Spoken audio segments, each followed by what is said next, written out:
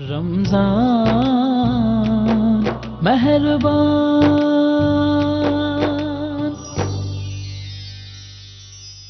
بسم اللہ الرحمن الرحیم. الحمدللہ رب العالمین. الصلاۃ والسلام علی سید الانبیاء والمرسلین وعلی آلہ وصحبہ اجمعین. رمضان کی خصوصی نشریات رمضان مہربان میں آپ کو خوش آمدید. دوسرا عشرہ، پہلا روزہ، ہماری سٹی 41 کی پوری ٹیم اور آپ کے ہوسٹ شراز بٹ کی جانب سے آپ کو بہت بہت مبارک ہو. ہمارا پہلا سیگمنٹ شروعات کرتے ہیں آج کے اس سیگمنٹ کا. الف اسلام ہمارا سیگمنٹ ہے. پیرجا احمد ہاشمی صاحب ہمارے ساتھ موجود ہیں. چھوٹے چھوٹے بچے بھی ہمارے ساتھ موجود ہوتے ہیں جن کی دینی تعلیمات جو ہیں وہ کی جاتی ہیں. کوئی ایک ٹاپک جو ہے اس کا انتخاب کیا جاتا ہے. آج بھی اسی طریقے سے ایک دلچسپ ٹاپک، اسلامک ٹاپک جو ہے اس کا انتخاب کیا گیا ہے، اور وہ ہے مومن کی صفات. مومن میں کون کون سی ایسی صفات ہونی چاہیے؟ جس طرح اللہ تعالیٰ نے قرآن مجید میں ارشاد فرمایا ہے، من آمن باللہ والیوم الآخر والملائکۃ والکتاب والنبیین. جب ان تمام چیزوں کے اوپر ایمان لے کر آئے گا تو پھر وہ حقیقی مومن ہوگا. مومن کی مزید کیا صفات ہونی چاہیے، اور مومن اور کافر اور مومن اور منافق میں کیا فرق ہے، اس پر بھی آج گفتگو کریں گے. پیرجا احمد ہاشمی صاحب میرے ساتھ موجود ہیں، ان سے گفتگو کی شروعات کرتے ہیں. پیر صاحب، جیسے میں نے بتایا کہ یہ کوالٹیز جو ہیں وہ مومن کے اندر ہونی چاہیے. میں چاہوں گا بچوں کے حوالے سے، یعنی بچوں کی تھوڑی سی آسان طریقے سے ان کو سمجھ آ جائے کہ مومن کے اندر کون کون سی ایسی کوالٹیز ہونی چاہیے جس کے بعد انسان جا کر وہ ہے مومن کا درجہ حاصل کر سکتا ہے. بسم اللہ الرحمن الرحیم. مومن کی صفات کا اگر ہم ذکر کریں تو سب سے پہلے یہ جان لیا جائے کہ مومن ہے کون. مومن ہے جو اللہ تعالیٰ پر ایمان لائے، رسول اللہ صلی اللہ علیہ وسلم پر ایمان لائے، اللہ اور اس کے رسول صلی اللہ علیہ وسلم کے بتائے ہوئے جملہ غیوبات کو دل و جان سے مان لے، ان پر یقین کر لے، تو اس کو مومن کہتے ہیں، ایمان والا. قرآن مجید میں مومن کی صفات کو ذکر کیا گیا ہے، احادیث کے اندر بھی ذکر ہیں. تو قرآن پاک نے مومن کی صفات کو جب ذکر کیا تو اس میں سب سے پہلے اس کو لفظ مومن ہی کے ساتھ متصف کیا. یعنی مومن ایک تو مومن وہ ہے نا جو ابھی میں نے تعریف کی کہ اللہ پر ایمان لاتا ہے، وہ ایمانیات کی پوری بحث ہے. ایک مومن یہ ہے کہ اس کے جو وجود کا اندر جو باطن ہے نا، وہ باطن سارے کا سارا اللہ تعالیٰ کی ذات کے لیے اپنے آمنا و صدقنا ہونے کا اظہار کر دے. یعنی کسی اور کو تو معلوم نہیں ہے، لیکن اس کے اپنے وجود کے اندر کی کیفیت یہ ہے کہ وہ فقط اللہ تعالیٰ کی ذات اور اس کی صفات کے ساتھ وابستہ اپنے آپ کو کر لیتا ہے، تو وہ مومن ہے. پھر ساتھ مومن ہی کی ایک صفت بیان کی گئی ہے، ان المسلمین والمسلمات والمؤمنین والمؤمنات. وہاں پہ جو مسلمین مسلمات ہے تو اس کا مطلب یہ ہے کہ صرف تمہارے باطن ہی کو نہیں بلکہ تمہارے ظاہر کو بھی اللہ تعالیٰ کے عین تابع ہونا چاہیے، سر تسلیم خم کرنا چاہیے. مثلا باطن میں تو یہ ہے کہ میرے دل کے ارادے ہیں، ذہن میں پیدا ہونے والی سوچ ہے، دل کے اندر پیدا ہونے والے خیالات ہیں، وہ ہوں جو اللہ تعالیٰ کے بتائے ہوئے احکامات کے مطابق ہیں. یہ مومن کی ایک صفت ہے.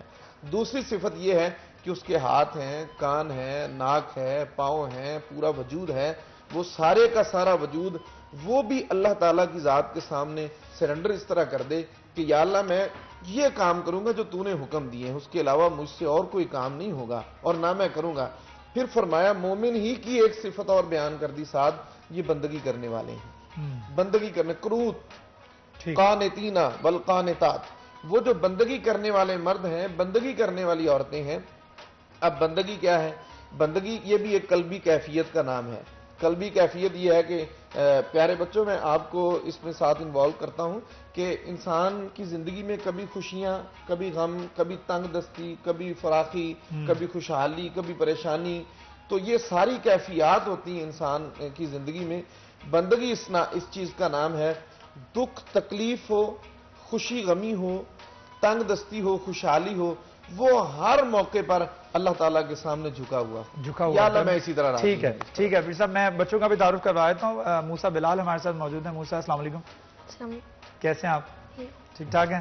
عبدالرحمان سفیان ہمارے ساتھ موجود ہیں. کیسے ہیں عبدالرحمان؟ ٹھیک ٹھاک ہیں. اچھا موسیٰ کون سی کلاس میں پڑھتے ہیں اور کون سی اسکول میں؟ 3 کلاس میں. لاہور لائسیم میں. اور اچھا عبدالرحمان آپ؟ میں 4th کلاس میں. کون سے اسکول میں؟ لاہور لائسیم. اچھا دونوں بچے لاہور لائسیم سے ہیں. موسیٰ بلال آپ سے بات کرنا چاہوں گا. مومن کی کوالٹیز کیا ہونے چاہیے؟ مومن اللہ تعالیٰ نے ایک سمجھ لیں کہ درجہ رکھا ہے مسلمان کا، اس کے اندر کوالٹیز کون کون سی ہونی چاہیے؟ آپ کو پتا ہے؟ کوئی ایک دو کوالٹیز بتا دیں۔ ابھی مومن کو بڑے بہتر طریقے سے انہوں نے ڈیفائن بھی کیا پیر صاحب نے، تو آپ کو کچھ سمجھ آیا تھوڑا سا؟ میں چاہوں گا کہ دوبارہ کر دیں، آپ چاہتے ہیں؟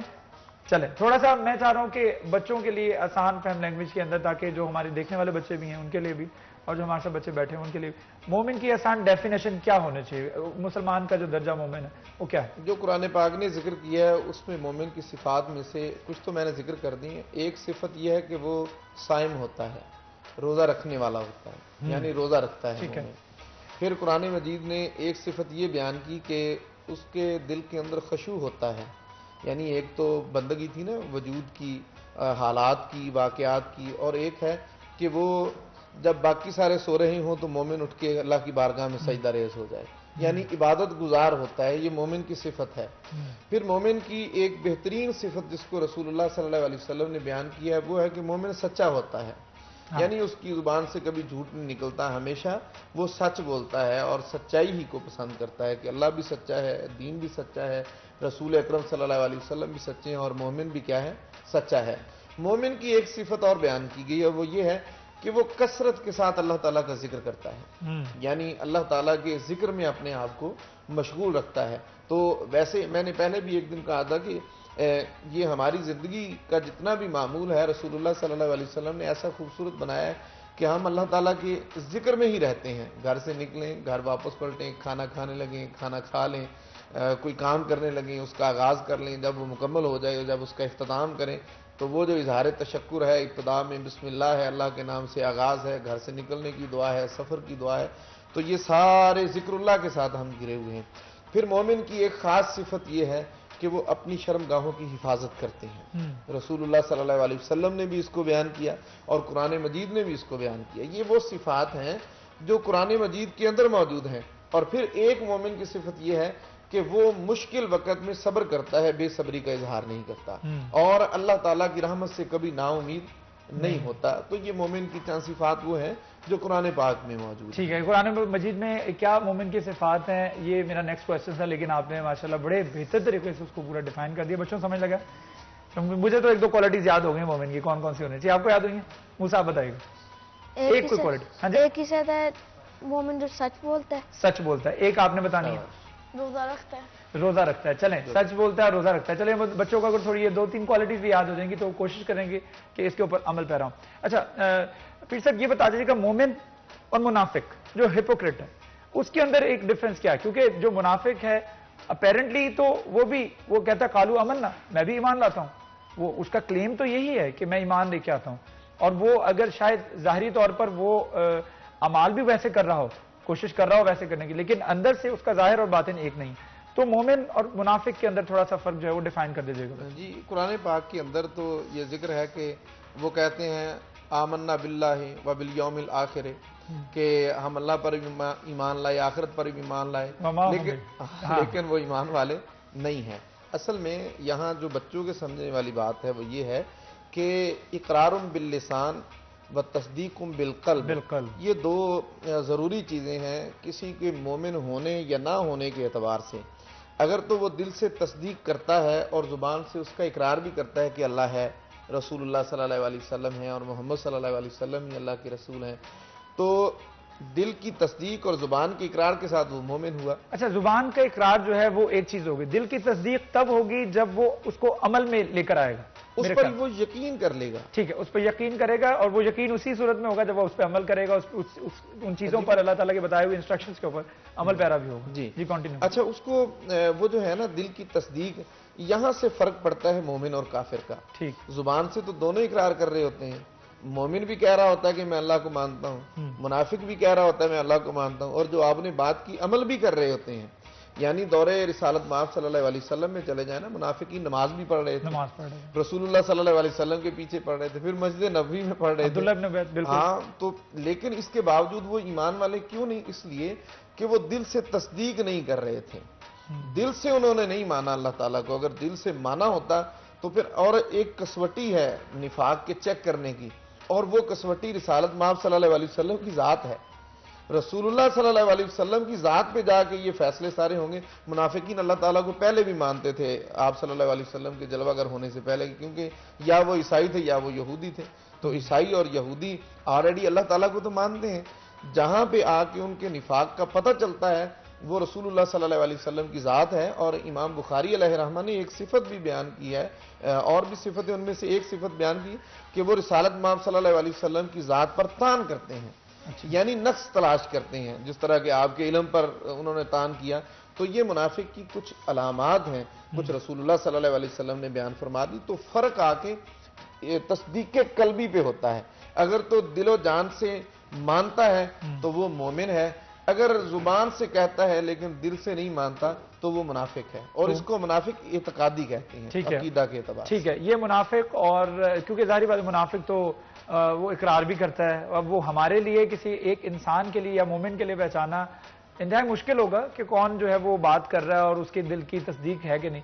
وہ ایک ہی ذات ہے جو پہچان سکتی ہے کہ کون منافق ہے یا کون منافقت کی کون سی سٹیج پر ہے, اور وہ اللہ تعالیٰ کی ذات ہے, وہی پہچان سکتی ہے. کیونکہ منافق کلیم تو کر رہا ہے کہ میں ایمان لاتا ہوں, قالوا آمنا وبالیوم الآخر, لیکن اللہ تعالیٰ نے اس کو کہا وما ہم بمؤمنین, وہ بالکل مومن ہو ہی نہیں سکتا. اب وہ اللہ تعالیٰ کو پتا ہے کون سی کیٹیگری کس طرح سے. اللہ تعالیٰ سے دعا ہے کہ اللہ تعالیٰ ہمیں بھی مومنوں کی صفات میں جو ہے وہ انٹر کرے. اچھا, حدیث پاک سے آپ, میں پیر صاحب چاہوں گا کہ بچوں کو کوئی ایک ایسا واقعہ جس میں مومن کی تصدیق ہوئی ہو, صحابہ کرام کی زندگی سے, رسول اللہ صلی اللہ علیہ وآلہ وسلم کی حیات طیبہ سے, کوئی ایک واقعہ جس سے مومن کا جو ہے ایک بالکل جو جسے کہتے ہیں کوالٹیز وہ سامنے آ رہی ہیں. نبی مکرم صلی اللہ تعالیٰ علیہ وسلم کی بارگاہ میں صحابہ کرام حاضر ہوتے رہتے تھے. تو بہت ساری اس پر احادیث کا مجموعہ بھی موجود ہے, لیکن میں بچوں کو ایک واقعہ سنا دیتا ہوں. جی کہ آپ صلی اللہ علیہ وسلم کی بارگاہ میں ایک صحابی آ گئے, یا رسول اللہ تعالیٰ نے کیا کیا چیزیں مجھ پر فرض کی ہیں, آپ مجھے وہ بتا دیں تاکہ میں نہ اس میں کچھ زیادتی کروں نہ اس میں کچھ کمی کروں. جو بتایا ہے, جو آپ بتائیں گے میں بالکل اسی طرح اس پہ عمل کروں. تو آپ صلی اللہ علیہ وسلم نے ان کو یہ کہا کہ تو اللہ تعالیٰ کی وحدانیت کا اقرار کریں, گواہی دے, اور رسول صلی اللہ علیہ وسلم حضرت محمد صلی اللہ علیہ وسلم کی رسالت کی گواہی دے.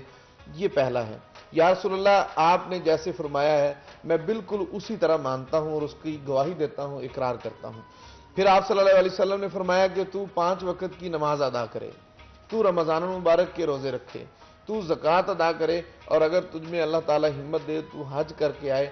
عرض کی یا رسول اللہ, جو آپ نے بتا دیا ہے اس میں میں ایک ذرہ برابر بھی کمی نہیں کروں گا, یا رسول اللہ اس میں میں اضافہ بھی نہیں کروں گا.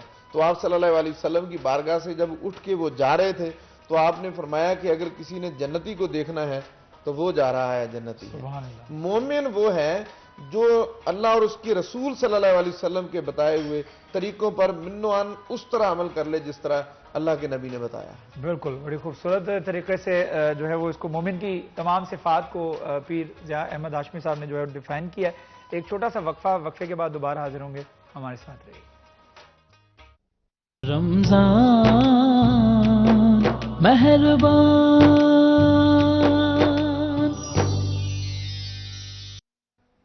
Welcome back. ہمارا سیگمنٹ الف اسلام جاری ہے. ہمارے ساتھ موسیٰ بلال موجود ہیں, عبد الرحمن سفیان, پیارے پیارے بچے ہیں لاہور لائسنس اسکول سے. اس کے ساتھ ساتھ ڈاکٹر پیر ضیاء احمد ہاشمی صاحب بھی تشریف رکھتے ہیں. گفتگو ہو رہی ہے مومن کی صفات کے حوالے سے. بچوں سے بات کرتے ہیں کہ وہ کوئی کوشچن پوچھنا چاہتے ہیں. موسیٰ کوئی کوشچن پوچھنا ہے؟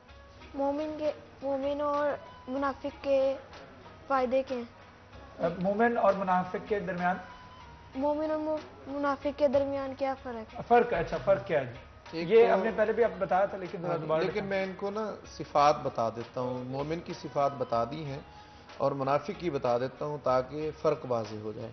تو آپ صلی اللہ تعالیٰ علیہ وسلم نے منافق کی صفات جو بیان کی ہیں ان میں سے ایک یہ ہے کہ وہ جب بھی بولتا ہے تو جھوٹ بولتا ہے, وعدہ خلافی کرتا ہے, اس کے پاس اگر کوئی امانت رکھی جائے تو وہ اس میں خیانت کرتا ہے. یہ 3 چیزیں آپ صلی اللہ علیہ وسلم نے ایک حدیث طیبہ میں بیان فرمائی. اور منافق کی ایک اور علامت ایک اور حدیث طیبہ میں یہ بھی بیان کی کہ جب وہ گفتگو کرتا ہے تو گالم گلوچ کرتا ہے, یعنی وَإِذَا خَاصَمَ فَجَرَ, وہ فحش کلامی کرتا ہے. تو اب کیونکہ مومن اور منافق کا فرق پوچھ رہے ہیں موسیٰ، تو مومن کے اندر وہ صفات نہیں ہوتی جو منافق میں ہوتی ہیں۔ یعنی اس کا مطلب یہ ہے کہ مومن کبھی خیانت نہیں کرتا، مومن کبھی جھوٹ نہیں بولتا، مومن گالم گلوچ نہیں کرتا۔ یہ میں اس لیے بتا رہا ہوں کہ اب ہم ذرا جائزہ لیں نا، اپنا بازار میں چلے جائیں اور دیکھیں کہ ہمارے بولنے کے انداز کیا ہیں، جو ہم خرید و فروخت کر رہے ہیں امانت اور خیانت کیا ہے، اس میں کیا ہماری کیفیت ہے۔ تو مومن کی یہ صفات تو نہیں ہے، تو پھر ہم کیا ہیں؟ کلمہ بھی پڑھتے ہیں اور نماز بھی پڑھتے ہوں گے، اس کا مطلب یہ ہے کہ ہم اس درجہ پہ نہیں پہنچے جہاں پہ قبولیت کا درجہ ہوتا ہے۔ تو ہمیں اللہ تعالیٰ کی بارگاہ میں مقبول ہونے کے لیے ضروری ہے کہ ہم سچے بھی ہوں، امانت دار بھی ہوں، اور خوبصورت بات کرنے والے بھی ہوں، اچھا کلام کرنے والے ہوں، خیر کی بات کہنے والے ہوں، اور ہمیشہ دوسروں کی خیر خواہی چاہنے والے ہوں۔ ٹھیک ہے موسیٰ، آپ کو سمجھ لگی منافق اور مومن کی کوالٹیز پتہ لگی؟ اچھا موسیٰ، آپ کا نام بڑا خوبصورت ہے موسیٰ، کس نے رکھا تھا؟ پاپا پاپا نے رکھا تھا۔ آپ کو پتا کن کا نام تھا یہ؟ نبی کا۔ ہاں جی ٹھیک ہے۔ عبد الرحمن، آپ سے بات کرنا چاہوں گا، آپ کو کوئی نعت آتی ہے؟ جی۔ چلے نعت سنائیں کوئی، بسم اللہ۔ صلی اللہ علیہ یا رسول اللہ وسلم علیہ یا حبیب اللہ۔ سحر کا وقت تھا، معصوم کلیاں مسکراتی تھیں، ہوائیں خیر مقدم کے ترانے گنگناتی تھیں۔ ابھی جبریل نبی اترے نہ تھے کعبے کے منبر سے کہ اتنے میں صدا آئی ہے عبداللہ کے گھر سے۔ مبارک ہو ارض و صلاح تشریف لے آئے، مبارک ہو محمد مصطفیٰ تشریف لے آئے۔ مولایا صلی وسلم دائما ابدا علی حبیبک خیر الخلق کلہم۔ ماشاءاللہ، بہت خوبصورت عبد الرحمن، بڑی پیاری آپ نے قصیدہ بردا شریف پڑھی۔ اچھا پھر صاحب، میں ابھی جب یہ پڑھ رہے تھے تو میں سوچ رہا تھا کہ مومن کی کوالٹیز جو ہیں، جس طرح سے آپ نے کمپیریزن کیا، آپ نے کہا کہ بازار میں مارکیٹ میں نکل کے ہم دیکھیں کہ کتنے لوگوں کے اندر یہ کوالٹیز ہیں، کتنے لوگ جو ہیں وہ، اب اگر ہم ایویلیویٹ کریں تو ہم تو پھر وی آر نو ویئر، ہم تو ہمارے اندر وہ تمام کوالٹیز موجود ہیں ہی نہیں جو مومن کے اندر ہونی چاہیے، بلکہ ہماری تو it's the other way around, ہمارے اندر تو وہ ایکسٹریم اپوزٹ ہے، ہمارے اندر تو ساری وہ چیزیں پائی جا رہی ہیں جو کہ منافق کے اندر پائی جاتی ہیں، کہ ہم جو ہے بازار کے اندر اس وقت جو ہے وہ جھوٹ کا بازار گرم ہے، جھوٹ بول کر جو ہے وہ سامان بیچا جاتا ہے اور جھوٹے داموں فروخت کیا جاتا ہے، جو چیز جتنے کی نہیں ہے اس کو اتنے سے زیادہ بتا کر فروخت کیا جا رہا ہے، اور وہ یہ کسی بھی کیٹیگری کے اندر ہو سکتا ہے۔ اچھا اس کے علاوہ جب امانت رکھی جاتی تو اس میں 110% خیانت کی جا رہی ہے اور یہ مارکیٹ کے اندر چل رہا ہے، اور جب یہ گالم گلوچ تو مارکیٹ کا ایک لینگویج بن چکی ہے، تو ہمیں یہ تمام چیزیں اپنے اندر سے ایلیمینیٹ کرنے کے لیے، کیونکہ ہم ایک جنریشن ہے، ہمارے نیچے ایک جنریشن پل رہی ہے جو یہ ہے، انہوں نے آگے ہم سے بہت کچھ سیکھنا ہے اور جا کر اپنی زندگی میں اپلائی کرنا ہے، تو ہمیں اپنے آپ کو بدلنا چاہیے تاکہ ہم آنے والی اپنی اگلی نسل جو ہے، اگلی پروجنی جو ہے، اس کو بہتر طریقے سے ہدایت دے سکیں، گائیڈ کر سکیں کہ کس طرح سے زندگی گزارنی۔ تو اس پر میں چاہوں گا کہ دور حاضر جو ہے اس میں ہمارا ایٹیٹیوڈ اور قرآن ہم سے کیا چاہ رہا ہے، اللہ تعالیٰ ہم سے کیا چاہ رہا ہے، اس پر بھی تھوڑا سا دیکھیے، صفت کہتے کس کو ہیں؟ صفت یہ ہوتی ہے کہ انسان میں یا تو کوئی اچھی کوالٹی ہے یا بری کوالٹی ہے، تو وہ کسی بھی انسان کی طرف جب منسوب ہو جاتی ہے تو وہ اس کی صفت بن جاتی ہے۔ اب مومن کی صفات جو قرآن پاک نے ذکر کر دی ہیں، اب کیونکہ ہم بات کر رہے تھے حالات حاضرہ کی اور جو مومن کی حالت ہے اس پر بات کر رہے تھے، تو میں نے تو توجہ اس طرف دلائی ہے کہ کلمہ پڑھ لیا ہے، بڑی خیر کی بات ہے، رسول اللہ صلی اللہ علیہ وسلم کے دین کو مانا بھی ہے، بڑی خیر کی بات ہے، لیکن کیا اس پر عمل بھی کیا ہے جس طرح رسول اللہ صلی اللہ علیہ وسلم نے بتایا ہے؟ اصل چیز جس کا تقاضا اللہ تعالیٰ نے فرمایا وہ تو عمل ہے۔ زبان سے کہہ بھی دیا لا الہ تو کیا حاصل، دل و نگاہ مسلمان نہیں تو کچھ بھی نہیں۔ علامہ اقبال علیہ رحمہ نے فرمایا تھا کہ اگر کلمہ بھی پڑھ رہے ہیں اور ملاوٹ بھی کر رہے ہیں تو آپ کہہ رہے ہوں گے مومن، رسول اللہ صلی اللہ علیہ وسلم فرما رہے ہیں فلیسا منا، من غش فلیس منا. آپ کہتے رہے ہم ایمان والے ہیں، لیکن جب اللہ تعالیٰ کی کچہری میں جائیں گے تو وہاں یہ صدا نہیں آئے گی کہ یہ میرا بندہ ہے، وہاں تصدیق نہیں ہوگی. اصل تو سند وہاں سے ملنی چاہیے نا، اللہ تعالیٰ کی بارگاہ سے. ٹھیک. تو مومن کو اپنے آپ کو اس طرح کی صفات اس میں پیدا کرنی چاہیے کہ بندہ دیکھ کے بھی کہے یہ مومن ہے، اور اب قیامت کے دن فرمائے یہ میرا مومن بندہ ہے. سبحان اللہ. بڑی خوبصورت گفتگو رہی. ڈاکٹر پیر ضیاء احمد ہاشمی صاحب ہمارے ساتھ موجود تھے، موسیٰ بلال، عبد الرحمان، آپ سب کا بہت شکریہ. ایک چھوٹا سا وقفہ، لیکن اس سے پہلے دعا ہے اللہ تعالیٰ سے کہ اللہ تعالیٰ ہمیں مومن کی جو کیٹیگری ہے اس میں ہمیں شامل کر دے، اور نہ صرف مومن کی کیٹیگری میں شامل کر دے بلکہ نیک اعمال کرنے کی توفیق بھی عطا فرمائے. اگلے سیگمنٹ میں ملاقات ہوگی. ایک چھوٹا سا وقفہ، وقفے کے بعد دوبارہ حاضر ہوں گے. ہمارے ساتھ رہیے. رمضان مہربان.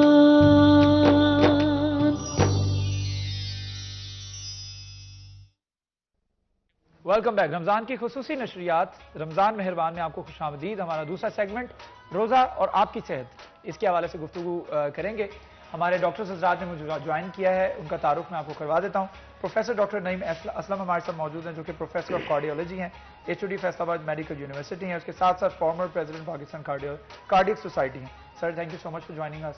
اس کے ساتھ ساتھ ڈاکٹر محمد یاسر مفتی صاحب ہمارے ساتھ براجمان ہیں، جو کہ کنسلٹنٹ کارڈیولوجسٹ غلام حمد آباد جنرل ہاسپٹل ہیں، جو کہ کورونا کے لیے آج کل ڈیڈیکیٹڈ ہاسپٹل بھی ہے. تو کورونا وائرس اور کووڈ-19 سے ہی گفتگو ڈاکٹر صاحب میں کرنا چاہوں گا.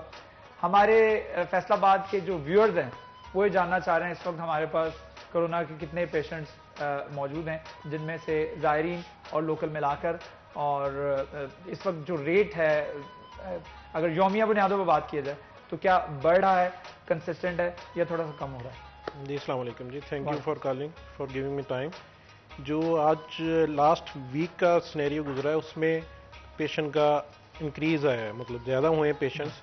اور ہماری جو فیسلٹیز میں جنرل ہاسپٹل کے اندر جو داخل ہیں ابھی تک 50 کے قریب پیشنٹ داخل ہیں. تو اس سے پچھلے ہفتوں میں کم تھا، لیکن ابھی تھوڑا سا انکریز ہوا ہے ریٹ.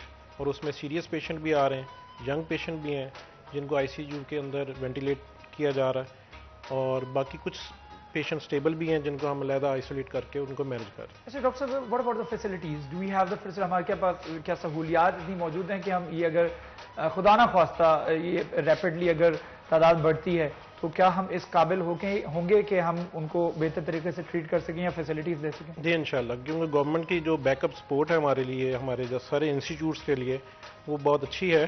اس میں ہم ڈے ٹو ڈے آبزرو کرنے کے بعد اس کو انہانس کرنے کی پوزیشن میں بھی ہیں. ابھی ہمارے پاس 250 کے قریب کیپیسٹی ہے کہ ہم پیشنٹس کو کور کر سکیں گے. اس کے بعد گورنمنٹ کے بیک اپ میں پلان میں ہے کہ کچھ اور ہاسپٹلز کے اندر بھی ہم یہ فیسلٹیز شروع کر سکتے ہیں. اچھا ڈاکٹر صاحب، بتایا جا رہا تھا کہ 50، آپ نے مجھے 50 بتایا، اس سے پہلے ہم نے ڈاکٹر بلال صاحب نے بتایا 57 ہے. تو اس میں سے لوکل کتنے ہیں اور ہمارے جو زائرین جو آئے تھے ان میں سے وہ کتنے ہیں؟ اور یہ ان میں سے ریکوری ریٹ بھی کیا جو ہے وہ ہو سکتا ہے، ممکنہ طور پر ہم دیکھ سکتے ہیں کہ پاسبلٹی ہے، نظر آ رہی ہے کہ ان میں سے اتنے لوگ جو ہیں وہ موسٹ پروبیبلی ریکور بھی ہو جائیں گے؟ ایکچولی اباؤٹ 80% کے قریب ریکوری ہے.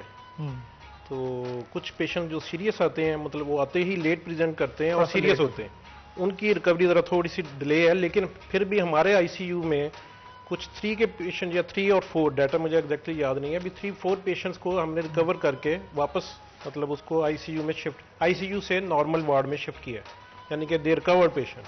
ٹھیک ہے، ایک اچھا سینیریو ہے. ٹھیک ہے. پروفیسر ڈاکٹر نعیم اسلم میرے ساتھ موجود ہیں، ان سے بات کرنا چاہوں گا. ڈاکٹر السلام علیکم. ڈاکٹر صاحب، میں یہ جاننا چاہ رہا ہوں کہ ہمارے لوگ احتیاط کیسے کریں، کیونکہ ہم لوگ بارہا دفعہ لوگوں کو اپنے میڈیا کے تھرو بھی بہت زیادہ اویئر کر چکے ہیں کہ آپ ماسک کا استعمال کریں، سوشل ڈسٹینسنگ رکھیں، اور گھر جب انٹر ہوں تو سینیٹائزرز کا استعمال اور یہ تمام چیزیں. تو حقیقی طور پر کیا کیئر کرنی چاہیے؟ کون سے ایسے پریونٹیو میئرز ہیں جو ہمیں اپنانے چاہیے to get rid of this virus? Thank you, شکریہ. آپ نے جو باتیں کی ہیں بالکل صحیح کی ہیں. ساری ٹی وی کے اوپر اور میڈیا کے اوپر بار بار ہم یہی باتیں کرتے ہیں کہ لوگوں کو، ہم سب کو انسسٹ بھی کرتے ہیں، تلقین کرتے ہیں کہ ماسک کا استعمال کریں اور اپنا فاصلہ رکھیں، کم از کم 6 فٹ کا مساجد میں فاصلہ رکھیں.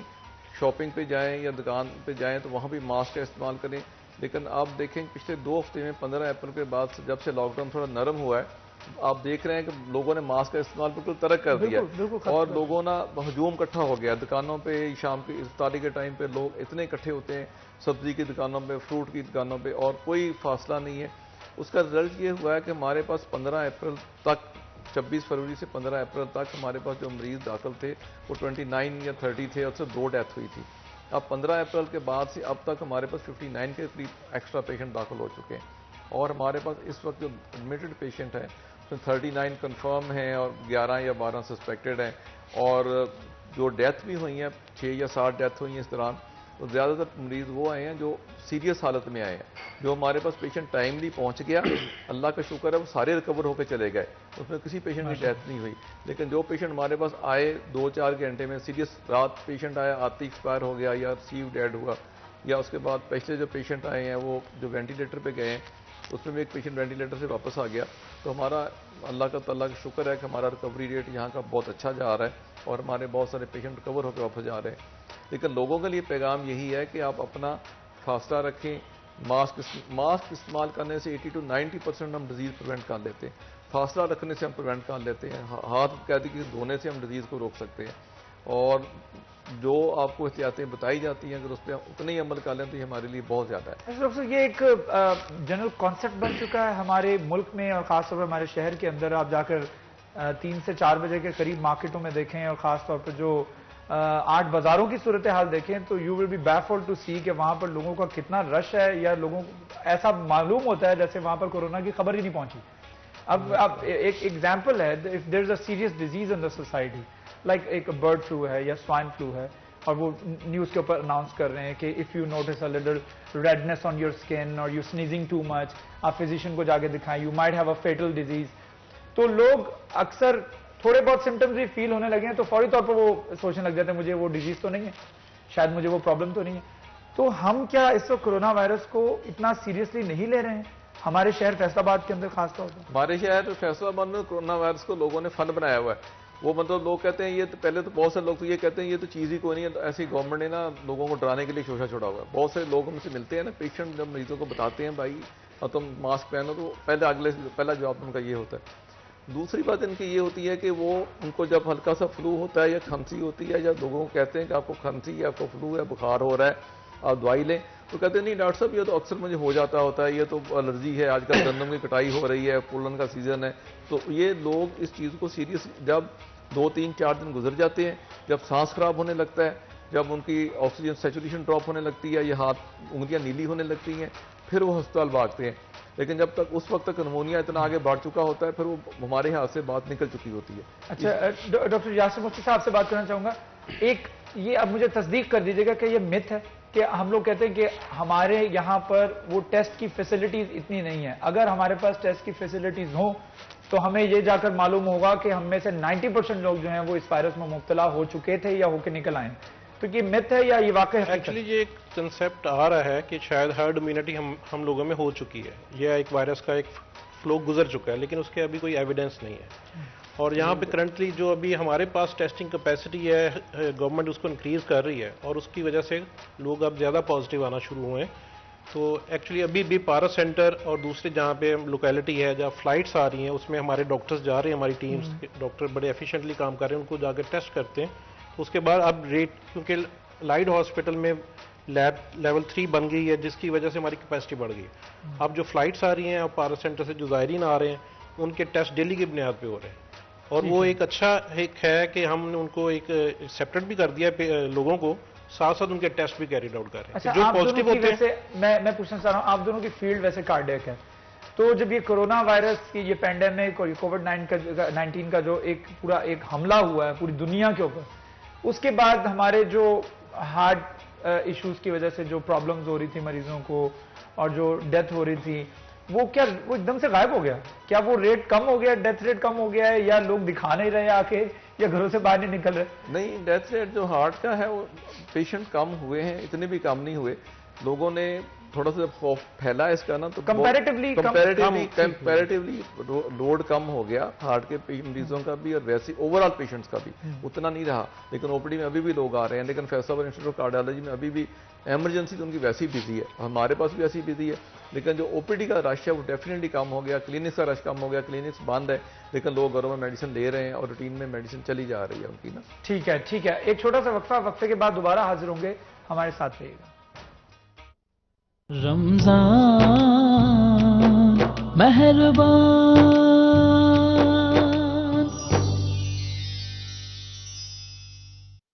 Welcome back.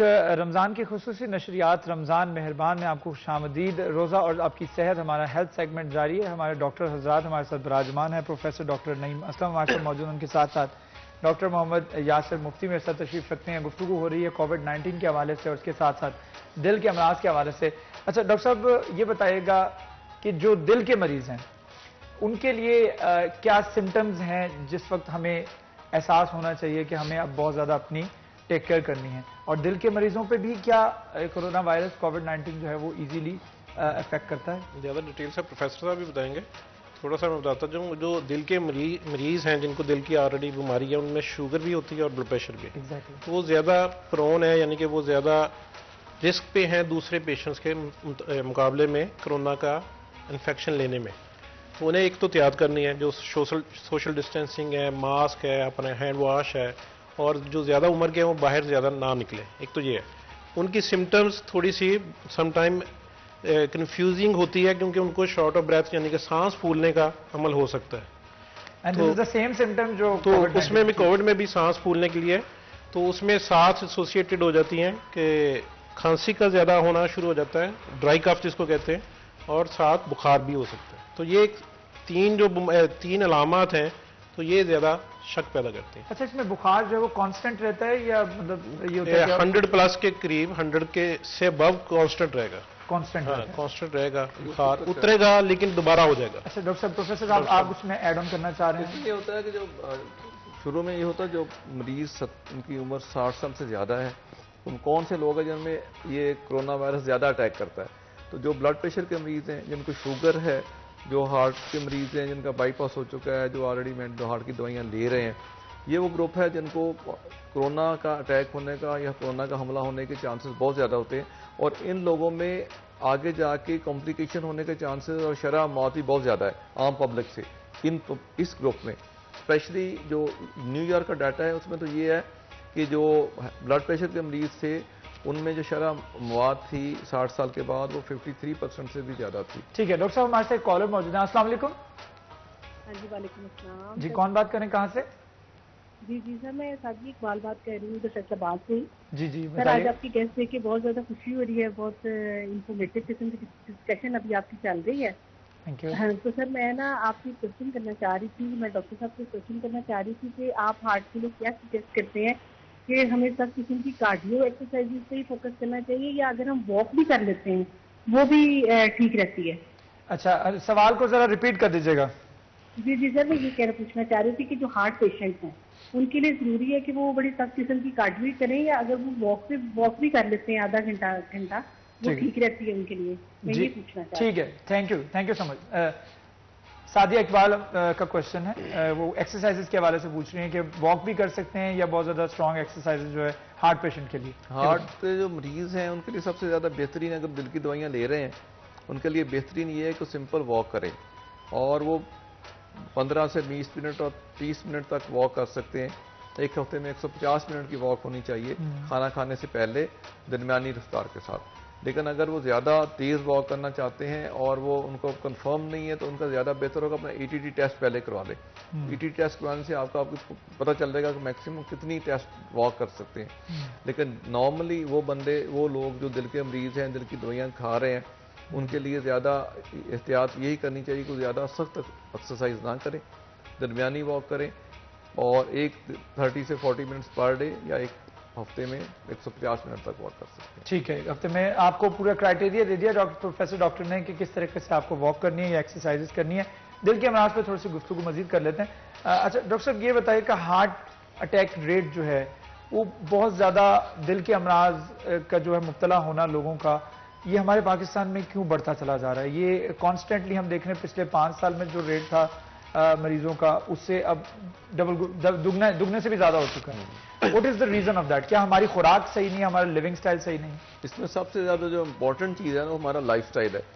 کیونکہ کہتے ہیں لائف سٹائل جسے ہمارا کہتے ہیں روزمرہ معمولات زندگی، یہ ہمارا سب سے زیادہ امپورٹنٹ کدھر ہے. اب اس میں کیا چیزیں ہیں جو ہمیں سب سے زیادہ خراب کر رہی ہیں؟ سب سے زیادہ ہمارا جو ہماری خوراک میں ہمارے میں تلی ہوئی چیزیں، جنک فوڈ، یہ سب سے زیادہ ہماری امپورٹنٹ چیز ہے. دوسرا ہمارا جو ایکسرسائز نہ کرنا یا بیٹھے رہنا، سیڈنٹری لائف سٹائل جسے کہتے ہیں. تیسرا وزن کا بڑھنا، موٹاپا ہونا. چوتھا جو ہے کولیسٹرول کا کنٹرول نہ ہونا. پھر جو اور 7 چیزیں شامل ہو جاتی ہیں جیسے بلڈ پریشر اور شوگر، عام طور پہ 50 سال کے بعد اکثر لوگوں کو ہو جاتی ہیں، ان کا پراپرلی کنٹرول نہ ہونا. اور سگریٹ اسموکنگ اٹ سیلف بہت بڑا فیکٹر ہے.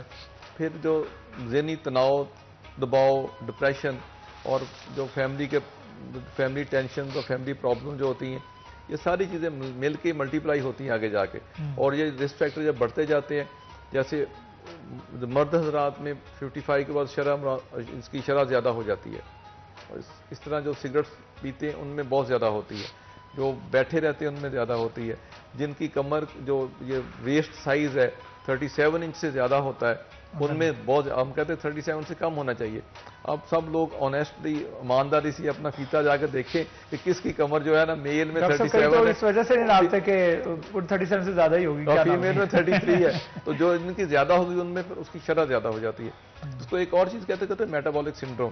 تو میٹابولک سنڈروم کیا ہوتا ہے کہ اس میں اگر کسی کا یہ جو ہے ویسٹ زیادہ ہے، اوبیسٹی ہے، اس کا بلڈ پریشر زیادہ ہے اور اس میں کولیسٹرول زیادہ ہے، یا اس کا ایچ ڈی ایل کم ہے، یا اس کا بلڈ پریشر ہے، یہ 4-5 چیزوں میں سے کوئی 3 چیزیں ہو جائیں گی تو کہیں گے اس کو میٹابولک سنڈروم ہے.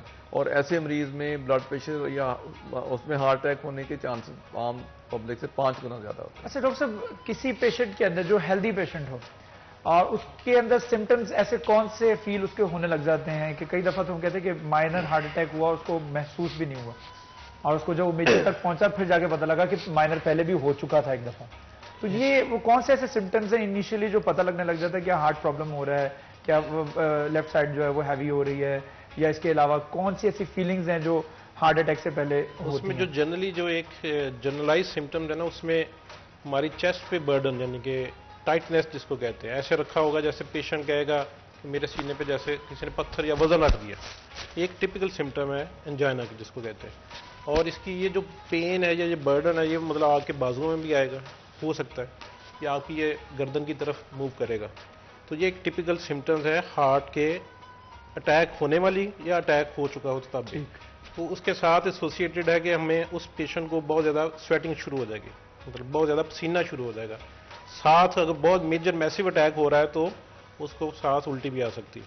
تو یہ اگر سینیریو ہوا ہے کبھی بھی کوئی بھی ہمارے والدین کیونکہ بڑی ایج میں ہے، اگر کسی کو بھی ہو گھر میں تو یہ ایک الارمنگ سچویشن ہے. اس میں ایک ایڈ آن کرتا چلوں تو اس میں ایک میڈیسن ہے جو گھر پہ بھی ہم دے سکتے ہیں، ڈسپرین کی ایک گولی جو ہے وہ ایک پیشنٹ کو ساتھ ہی چسا دیں تو یہ ایک میریکل ہے کہ وہ کافی سیو ہو جاتا ہے. اچھا، یہ سیف سائڈ کی طرف. اچھا ڈاکٹر صاحب، خوراک کے حوالے سے بتا دیجیے گا. رمضان کے مہینے میں دل کے پیشنٹ، شوگر بھی ہے اور ان کو جو ہے وہ بلڈ پریشر کا ایشو بھی ہے، لیکن وہ روزے بھی رکھنا چاہتے ہیں، تو خوراک کیا رکھیں اور کیا خوراک کس طریقے سے ڈیوائڈ کرنی چاہیے؟ سحری میں کیا لیں، افطاری میں کیا لیں؟ اس میں سب سے جو اہم جو چیز ہے نا کہ جیسے ہمارے معاشرے میں اسپیشلی فیصل آباد میں ایک بڑا کامن سا کنسیپٹ ہے کہ اگر پکوڑے نہیں ہوں گے تو روزہ نہیں ہوگا. ایگزیکٹلی. تو پکوڑے سموسوں کے بعد کہتے ہیں روزہ جو مکروہ ہو جاتا ہے. تو یہ جو ہے دل کے مریضوں کے لیے یہ سختی سے منع ہے کہ وہ تلی ہوئی چیزیں نہ لیں، اسپیشلی افطاری کے ٹائم پہ.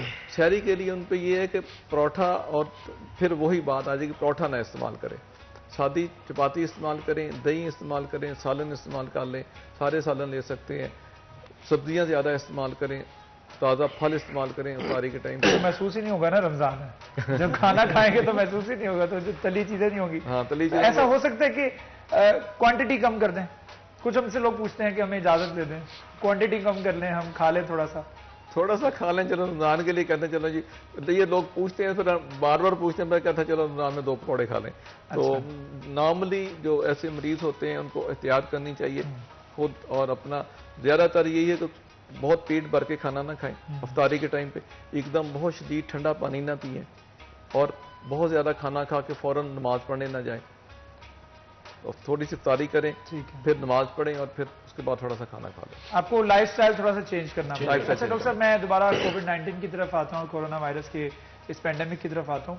ہمارے پاس پیشنٹس جو ہیں اس وقت کتنے ایڈمٹ ہیں، کتنے پیشنٹس آئے، کتنے پیشنٹس نے ٹیسٹ کروائے اپنے، اور اس وقت کیا صورتحال ہے، اس پر بھی تھوڑی سی بات کرنا چاہ رہا ہوں۔ اور اس کے ساتھ ساتھ جب سے ہمارے پاس وہ لیب کی سہولت موجود ہوئی ہے، اس کے بعد سے چیزیں بہت زیادہ سیٹل ہونے لگ گئی ہیں، اور ٹیسٹ اس حساب سے زیادہ ہونے لگ گئے ہیں۔ ماضی میں اتنے نہیں ہو رہے تھے، پہلے ہم اسلام آباد بھجواتے تھے اور دیر لگتی تھی، لیکن اب وہ ٹیسٹ کی سہولت یہاں پہ موجود ہے۔ تو یومیہ بنیاد پر کتنے ٹیسٹ ہمارے جو ہیں اس وقت کورونا وائرس کے ہو رہے ہیں فیصل آباد؟ ہمارے پاس اب تک نا، جب سے ہمارا ہسپتال فنکشنل ہوا ہے، اب ٹو ڈیٹ 151 پیشنٹ داخل ہوئے ہمارے پاس۔ ٹھیک ہے، 151 میں 49 ابھی بھی داخل ہے، باقی صحت یاب ہو گئے؟ باقی اس میں سے 2 ڈیتھ ہوئی تھی 15 اپریل تک، وہ دونوں پیشنٹ ہمارے پاس سیریس آئے تھے ٹرمینل کنڈیشن میں، اور تھوڑی دیر کے بعد 2-4 گھنٹے میں فوت ہو گئے۔ ٹھیک، باقی جو ہمارے پاس 6 ڈیتھ ہوئی ہیں وہ ان دنوں میں ہوئی ہیں 15 اپریل کے بعد، یعنی ٹوٹل 10 ڈیتھ ہوئی ہیں، اور باقی وہ سارے پیشنٹ ریکور ہو کے چلے گئے۔ اب ہمارے پاس یہ جو 49 داخل ہیں اس میں 11 سسپیکٹڈ ہیں اور 39 کنفرم ہے۔ یہ کنفرم ہے، یہ ہمارا ٹو ڈے۔ پہلے ہم سارے ٹیسٹ وہاں بھیجتے تھے، میرا خیال ہے، مجھے ایگزیکٹ فگر یاد نہیں، میرا خیال ہے 250 ٹیسٹ کی کیپیسٹی ہے ہماری، 250 سے 400 ٹیسٹ پر ڈے ہم کرتے ہیں، اور یہ ہمارے بیچ چلتے ہیں۔ یہ سارے سیمپل ہم کلیکٹ کرتے ہیں غلام آباد میں، یا ہماری ٹیم جاتی ہے ENT ڈپارٹمنٹ کی، وہ پارس میں یا جہاں جہاں سے لینے ہوتے ہیں جو ہائی رسک ایریا ہے، وہاں سے لے کے پھر DHA میں جاتے ہیں، ڈسٹرکٹ ہیلتھ اتھارٹی کے پاس، وہاں سے اس کی کوڈنگ ہوتی ہے، کوڈنگ ہو کے بعد ہماری پنجاب میڈیکل یونیورسٹی کی جو لیب ہے اس میں آتے ہیں، اور پھر وہ نیکسٹ اس کی رپورٹ آ جاتی ہے۔ ٹھیک ہے، ٹھیک ہے، ایک کالر شامل کرتے ہیں۔ السلام علیکم، کون بات کر رہے ہیں، کہاں سے؟ توبہ ٹیکسنگ سے۔ جی کون بات کر رہی ہیں؟ توبہ ٹیکسنگ سے۔ جی کیا پوچھنا چاہیں گے؟ میں پوچھنا چاہتی ہوں ڈاکٹر صاحب سے، میرے نا کھبے بازو میں پین ہوتا ہے۔ اچھا، الٹے بازو میں پین ہوتا ہے، اس کے علاوہ کوئی سمٹمز، کوئی اور بات کرنا چاہ رہی ہیں؟ تھوڑا سا اپنے تقریباً مونڈے چ، تقریباً پھر اس تو بعد کونی چ، ہاتھ دے گھٹنے چ۔ اچھا، کتنی دیر سے ہے یہ آپ کو؟ ہاں جی، کتنی دیر سے ہے یہ درد آپ کو، کتنی دیر سے ہو رہا ہے؟ تقریباً 5-6 سال سے۔ 5-6 سال سے الٹی سائڈ پر جو بازو ہے اس میں پین ہوتا ہے، کونی والی سائڈ پہ بھی ہوتا ہے، کونی پہ بھی ہوتا ہے، گھٹنے پہ بھی ہوتا ہے، جو ہاتھ کی انگلیاں ہیں نا اس میں کھچاؤ، ہاتھ کی انگلیوں میں بھی کھچاؤ ہے، اور تقریباً 5-6 سال سے۔ آپ نے چیک نہیں کروایا کسی کو؟ بات کی تھی، آپ نے چیک کروایا کسی کو؟ دل والے ڈاکٹر سے میں نے 3-4 دفعہ ECG بھی کروائی، اس کو بھی کروائی۔ اچھا، تو کیا رزلٹ آیا؟ انہوں نے کہا یہ پٹھوں کا مسئلہ ہے۔ پٹھوں کا ایشو ہے۔ چلے ڈاکٹر صاحب سے بات کرتے ہیں، ڈاکٹر صاحب کو کنوے کر دیتا ہوں۔ پروفیسر صاحب، کوشچن آیا ہے توبہ ٹیکسنگ سے، اور ان کالر کا کہنا ہے کہ مجھے، فیمیل ہے، ان کا کہنا ہے کہ مجھے پچھلے 5-6 سال سے اس پورے لیفٹ سائڈ پر پین ہے، اور پین جو ہے وہ کونی میں بھی ہوتا ہے، ہاتھوں میں بھی ہوتا ہے، ایون انگلیوں میں بھی کھچاؤ ہے، اور گھٹنے میں بھی درد ہوتا ہے پوری لیفٹ سائڈ پہ۔ تو میں نے یہ چیک کروایا ڈاکٹر کو اور کارڈیک ڈاکٹر کو، تو ان کا کہنا ہے کہ یہ آپ کو پٹھوں کا ایشو ہے، تو اس میں تھوڑی سی رہنمائی کر دیجیے۔ ہاں نہیں، انہوں نے بالکل صحیح فرمایا کہ پٹھوں کا درد ہی لگتا ہے، کیونکہ جو دل کا درد ہوتا ہے نا وہ ایک تو مسلسل نہیں رہتا، اتنے سال نہیں رہتا، بلکہ اگر یہ 5-10 منٹ سے زیادہ ہو تو پھر اس کو الارمنگ ہو جاتی ہے صورتحال۔ دوسرا یہ ہوتا ہے کہ یہ درد ہوتا ہے ہمیشہ ایکسرسائز سے ہوتا ہے، تھوڑا چلنے سے ہوتا ہے، کوئی مشقت والا کام کرنے سے ہوتا ہے، جیسے آپ بیٹھ جاتے ہیں اس سے ٹھیک ہو جاتا ہے۔ اور تیسری بات یہ ہوتی ہے کہ صرف اس کے ساتھ ٹانگ میں یا دوسری جگہ پہ نہیں جاتا، اس کا کوئی تعلق نہیں ہوتا دل کے جو درد ہوتا ہے۔ دل کا درد ہوتا ہے بازو کے لیفٹ سائڈ پہ ہوگا یا دونوں سائڈوں میں ہوگا، اور بازو کے اندر کی طرف رہے گا، تھوڑی دیر ہوگا، 2 منٹ 4 منٹ 5 منٹ، اس کے بعد ٹھیک ہو جائے گا، جیسے بیٹھیں گے وہ ٹھیک ہو جائے گا۔ اور اگر یہ درد اتنی زیادہ عرصے سے ہے تو زیادہ تر جوڑوں کا مسئلہ ہوتا ہے، وٹامن ڈی کی کمی ہوتی ہے، یا پٹھوں کا کھچاؤ ہوتا ہے۔ شوگر کے مریضوں میں یہ زیادہ ہوتا ہے کیونکہ ان میں پرابلم زیادہ ہوتے ہیں۔ اچھا، شوگر کے مریضوں میں زیادہ ہوتا ہے۔ اچھا، اس سے پہلے آپ کے کوشچن سے پہلے اس میں ایڈ کرتا چلوں اس پیشنٹ کے بارے میں ایک اور بھی ہے ایک ایشو جو میں نے پرسنلی بھی ایکسپیرینس کیا ہے اس چیز کو، کہ جو ہمارے سروائکل ڈسک ہے، ہرنیشن ہے وہ، تو اس کی جو یا ایک ایکسٹرا ریب ہو تو اس کی پین بھی بازو میں بھی آتی ہے۔ بالکل صحیح کہا۔ اس پیشنٹ کو بھی، ان پیشنٹ کو چاہیے کہ اس کو بھی رول آؤٹ کرائیں، ایکس رے اپنے کروائیں اسپائن کے، اور جو آرتھوپیڈک ڈاکٹر ہیں ان کو بھی ایک بار چیک کرا لیں کہ وہ اس وجہ سے تو نہیں پین جا رہی ان کے. ہاں یہ بھی ہو سکتا ہے کیونکہ ڈاکٹر صاحب میری والدہ کو سیم پرابلم ہوا تھا, ان کو صرف انگلیوں میں تھوڑا سا کھچاؤ فیل ہو رہا تھا, تو ڈاکٹر صاحب نے ان کو اسپائن کا گردن کا انہوں نے کہا کہ آپ اپنا چیک کروا لیں, سروائکل ایشو تو نہیں ہے. تو اب وی ور وانڈرنگ کہ پرابلم انگلیوں میں ہے, آپ سروائکل کا نہیں, ایکچولی ہمارے جو نروز ہیں وہ ادھر سے نیچے آتے ہیں. رائٹ. تو ایکچولی ایک اور بھی ایشو ہے, ہم کیونکہ موبائل یا ہمارے ڈیسک ٹاپ یوز کرتے ہیں یا گھر میں خواتین جھک کے کام کرتی ہیں, جب جھکتے ہیں تو ہمارے جو ہیڈ کا ویٹ ہے, ایکچولی ہمارا ہیڈ اس طرح ہونا چاہیے. ایکچولی جب ہیڈ موو کرتا ہے آگے تو اس کا ویٹ زیادہ ہو جاتا ہے, جس سے ہماری جو ڈسکس ہیں جو ورٹیبرا کے اندر ہیں ڈسک اللہ تعالیٰ نے پیدا کی, وہ باہر کو آتی ہیں تو ہمارے حرام مغز پہ پریشر آتا ہے, جس کی وجہ سے ہمیں یہ پین شروع ہو جاتی ہے. ٹھیک ہے. ٹوبا ٹکسنگ سے جو ہماری کالر تھی ان کو یہ سجیسٹ کیا جا رہا ہے ڈاکٹر صاحبان کی جانب سے کہ وہ اپنا ایک دفعہ سروائکل ٹیسٹ بھی لازمی کروا لیں اور ایک آرتھوپیڈک کو بھی چیک کروا لیں. اچھا, گفتگو کر رہے ہیں ہم ہارٹ کے حوالے سے اور شوگر کو کنٹرول کرنے کے حوالے سے اور کولیسٹرول کو کنٹرول کرنے کے حوالے سے. تو اس مہینے میں خاص طور پہ ہم کولیسٹرول کو کس طرح سے کنٹرول کر سکتے ہیں؟ اس میں ہمیں زیادہ, جیسے ڈاکٹر صاحب نے پہلے بتایا کہ زیادہ جو ہمیں آئلی چیزیں ہیں وہ کم کرنی ہے, کھانے سے پرہیز کرنا, جیسے پکوڑے, سموسے اور فرائز ہو گئے وہ نہیں کھانے. اور اس میں اور اس کے علاوہ جو مرغن غذائیں ہیں جیسے بریانی کے بہت زیادہ ہے, وہ بھی اس میں بھی کولیسٹرول زیادہ ہے. اسی طرح کسٹرڈ ہو گیا, بیکری کی چیزیں ہیں, اس میں سب چیزوں میں کولیسٹرول کی مقدار زیادہ ہے جو ہمارے جسم میں زیادہ کرتی ہے. ایک تو کھانے میں ہمیں پرہیز کرنا ہے, دوسرے ہمیں واک لازمی کرنی ہے, جیسے ڈاکٹر صاحب نے پہلے بتایا. اچھا, واک کا سب سے بہترین وقت کون سا ہے؟ مطلب آپ سحری کے بعد واک کر سکتے ہیں, سحری کے رکھنے کے بعد؟ ایکچولی یہ ڈپینڈ کرتا ہے پیشنٹ کے اوپر, ہم فورس نہیں کر سکتے کیونکہ ہر ایک کا سینیریو اپنا چاہ رہا ہوتا ہے, جو اس کو فیزیبل ٹائم لگے جس میں بھی. ٹھیک ہے. تو وہ اسے واک لازمی کرنا چاہیے. ایک ایون یہ بھی تھیوری آ رہی ہے کہ آپ ہاف آور کی فل گو کی بجائے آپ 50 منٹ صبح کر لیں, 50 منٹ شام کر لیں, ایزی ہو گئے. ایک کہا جاتا ہے نا کہ جی صبح صبح آپ ارلی اٹھ کے وہ گیلی گھاس کے اوپر واک کر رہے ہیں. گیلی گھاس کا تو وہ سینیریو ختم ہو گیا. سم ٹائم لوگوں کو اس سے الرجی بھی ہوتی ہے, مارننگ میں جب جاتے ہیں تو پولن بہت زیادہ ہے. ڈاکٹر صاحب ہمارے ساتھ کالر موجود ہے. السلام علیکم, کون بات کر رہے ہیں, کہاں سے؟ شاہد بات کر رہا ہوں فیصل آباد سے. جی شاہد صاحب, کیا پوچھنا چاہیں گے؟ سر میں نے یہ پوچھنا تھا کہ میرا ایشو یہ ہے کہ مجھے نا ہارٹ بیٹ ڈسٹرب رہتی ہے اکثر میری پچھلے 1.5 سال سے. جیسے بندہ کسی اونچی جگہ پہ کھڑا ہے نا تو وہ نیچے دیکھتا تو وہ جیسے پاؤں کے نیچے سے زمین نکلے ایسے. ایکو وغیرہ میں نے کروائی, ECG کروائی, اس میں نارمل آئی ساری چیزیں. تو مجھے وہ گائیڈ لائن پلیز دیجیے گا. اچھا, ہارٹ بیٹ ڈسٹرب رہتی ہے, ایک دفعہ ذرا کوشچن دوبارہ ریپیٹ کر دیجیے گا. میں جیسے نا پمپنگ جو سلو ہو رہی نا زور لگا کے ہوتی ہے ایسے لگتا ہے مجھے. اچھا, اور یہ کتنی دیر سے آپ کو؟ یہ مجھے تقریباً 1.5 سال سے. 1.5 سال سے. آپ کی ایج کیا ہے؟ میری ایج ہے 41 ایئر. 41 ایئر. ڈاکٹر صاحب کچھ پوچھنا چاہیں گے شاہد صاحب سے؟ شوگر وغیرہ تو نہیں, بلڈ پریشر شوگر تو نہیں ہے؟ شوگر یا بلڈ پریشر آپ کو؟ نہیں, کوئی مسئلہ نہیں. اسموکنگ کرتے ہیں؟ ہاں جی, اسموکنگ کرتے ہیں آپ؟ ہاں جی کرتا تھا, چھوڑ دی 1 سال سے. 1 سال سے اسموکنگ بھی چھوڑ دی ہے, لیکن اس کے باوجود ہارٹ بیٹ ڈسٹرب رہتی ہے. اور ٹھیک ہے, ٹھیک ہے, آپ کو جواب ملتا ہے ابھی. جی ڈاکٹر صاحب. جی, اس میں جو بہت امپورٹنٹ جو چیز ہوتی ہے نا کہ آپ کا کئی دفعہ ہارٹ بیٹ مس کر رہی ہوتی ہے, مس بیٹ جسے کہتے ہیں, اس سے بھی فیل ہوتا ہے جیسے ہارٹ سنک کرتا ہے یا ہارٹ بیٹ مس ہو رہی ہے یا یہ ویکنس محسوس ہوتی ہے.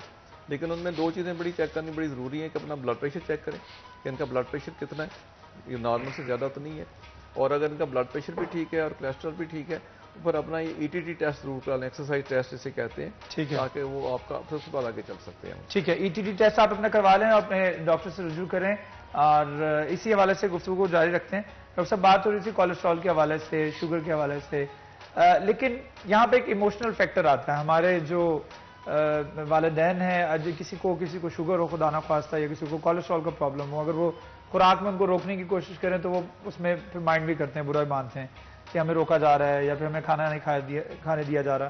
تو اس فیکٹر کو کس طرح سے جو ہے وہ ہم اس کو ایڈریس کر سکتے ہیں؟ یہ ایشو جو کسی گھر کے اندر ہو رہا ہے یہ اس بیماری سے زیادہ بڑا ہو جاتا ہے کبھی کبھی جب وہ, کیونکہ ان کو روکنا it's very difficult.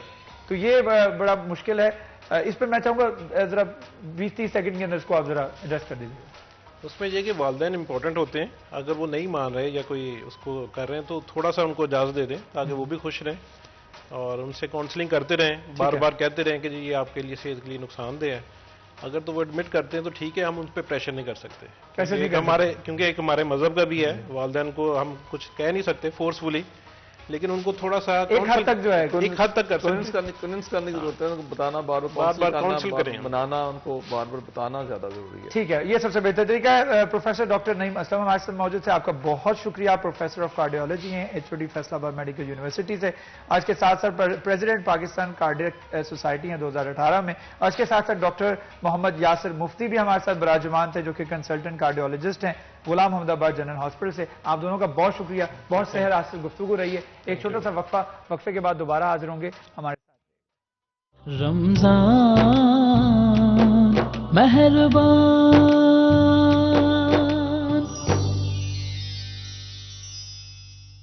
Welcome back. بڑا خوبصورت کلام تجمل شاہ صاحب پیش کر رہے تھے. ہمارا تیسرا اور میرا فیوریٹ سیگمنٹ، جس میں ہمارے نعت خواں ججز ہمارے ساتھ موجود ہوتے ہیں، اس کے ساتھ ساتھ کنٹیسٹنٹ ہمارے ساتھ موجود ہوں گے. 4 کنٹیسٹنٹ آج بھی ہوں گے، جن میں سے 3 کنٹیسٹنٹ جو ہے وہ ہمارے ساتھ اگلے راؤنڈ میں شامل ہوں گے، جبکہ ایک جو کینڈیڈیٹ ہوگا وہ ایلیمنیٹ ہو جائے گا. گزشتہ روز جو کینڈیڈیٹ آئے، جو کنٹیسٹنٹ آئے، وہ چاروں سلیکٹ ہوئے. بڑی خوبصورت آوازیں تھی چاروں کنٹیسٹنٹ کی، اور چاروں کی سلیکشن ہوئی. چاروں جو ہیں وہ اگلے راؤنڈ میں ہمارے ساتھ شامل ہوئے تھے. آج جو کنٹیسٹنٹ آئیں گے، دیکھتے ہیں کہ ان کی آواز کیسی ہوتی ہے. ججز صاحبان سے گفتگو کرتے ہیں. شاہ جی ماشاءاللہ بہت بہترین کلام اور بڑا خوبصورت طریقے سے آپ نے اس کو ادا کیا. سید تجمل شاہ صاحب ہمارے ساتھ موجود ہیں، ان کے ساتھ ساتھ صابر سردار صاحب تشریف رکھتے ہیں. آپ دونوں کو السلام علیکم. وعلیکم السلام. اچھا شاہ جی یہ بتائیے گا، دوسرا اشرف جی کیا کہیں گے؟ رمضان کا مہینہ جب آتا ہے اور یوں آتا ہے اور یوں چلا جاتا ہے، ہمیں محسوس بھی نہیں ہوتا. جی ہم اس برکتیں سمیٹنے میں لگے ہوتے ہیں کہ اتنے میں رمضان جو ہے وہ اختتام پذیر ہو جاتا ہے. تو کیا کہیں گے رمضان کا مہینہ جو ہے وہ کس طرح سے گزارتے ہیں؟ جی الحمدللہ، رمضان المبارک پاک برکتوں کا مہینہ ہے، مقدس ماہ ہے. یہ تو چند دن کی برکتیں ساتیں ہوتی ہیں. جو ان کو سمیٹ لے، جو اس ماہ سے محبت کرے، اور محبت کرنا حضور نبی پاک صلی اللہ علیہ وسلم کی سنت ہے. اور حضور جس سے جیسے گزرتا تھا تو حضور نبی پاک صلی اللہ علیہ وسلم زار و قطار روا کرتے تھے، روتے تھے آپ کہ یہ گزرے نہ ماہ، اس کا ہمیں ابھی موقع ملے، اس ماہ کی برکتیں سمیٹنے کا موقع ملے. صابر صاحب ہم خوش قسمت ہیں کہ ہمیں اللہ تعالیٰ نے ایک اور موقع دیا اپنے گناہوں کو بخشوانے کا. ایک اور موقع دے رہا ہوں تمہیں، جاؤ بخشوا لو اپنے گناہ. کوئی شک نہیں، یقین. بڑی خوبصورت بات. رحیم ہے نا، ہاں رحم کرتا ہے، بار بار رحم کرتا ہے، ہر وقت رحم کرتا ہے. آج اس رمضان میں کئی ہمارے ساتھی، کئی ہمارے ریلیٹیو، کئی ہمارے حلقہ احباب میں ایسی شخصیات ہیں جو آج ہمارے ساتھ نہیں ہیں، پچھلے رمضان میں تھی. تو میرے خیال میں اللہ تعالیٰ نے ہمیں یہ بڑا اچھا موقع دیا کہ ہم اپنے اللہ تعالیٰ کے حضور سجدہ ریز ہو کے اپنے گناہ بخشوا لیں. اپنے سیگمنٹ کا شروعات کرتے ہیں. طیبہ بطول ہمارے ساتھ موجود ہیں. السلام علیکم طیبہ. کیسی ہیں آپ؟ ٹھیک ہے. کیا سنائیں گی؟ ایسا تجھے خالق نے طرحدار بنایا. جی بسم اللہ. سبحان اللہ. طیبہ بطول کلام پیش کر رہی تھی. ججز صاحبان کی طرف رخ کروں گا. سب سے پہلے میں کمنٹس لینا چاہوں گا صابر سردار صاحب سے.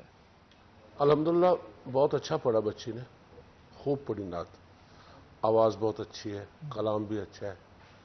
تو جو اچھی بات ہوتی ہے وہ اچھی ہوتی ہے.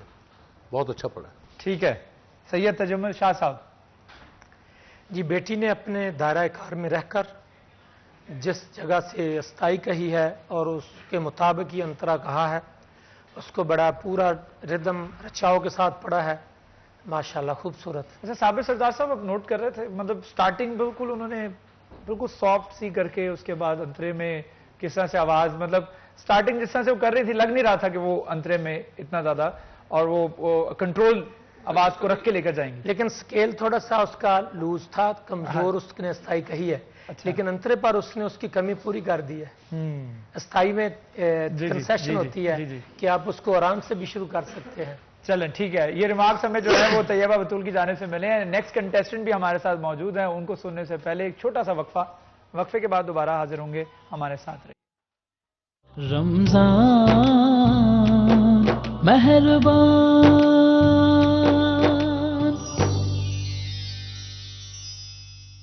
Welcome back. رمضان کی خصوصی نشریات رمضان مہربان میں آپ کو خوش آمدید.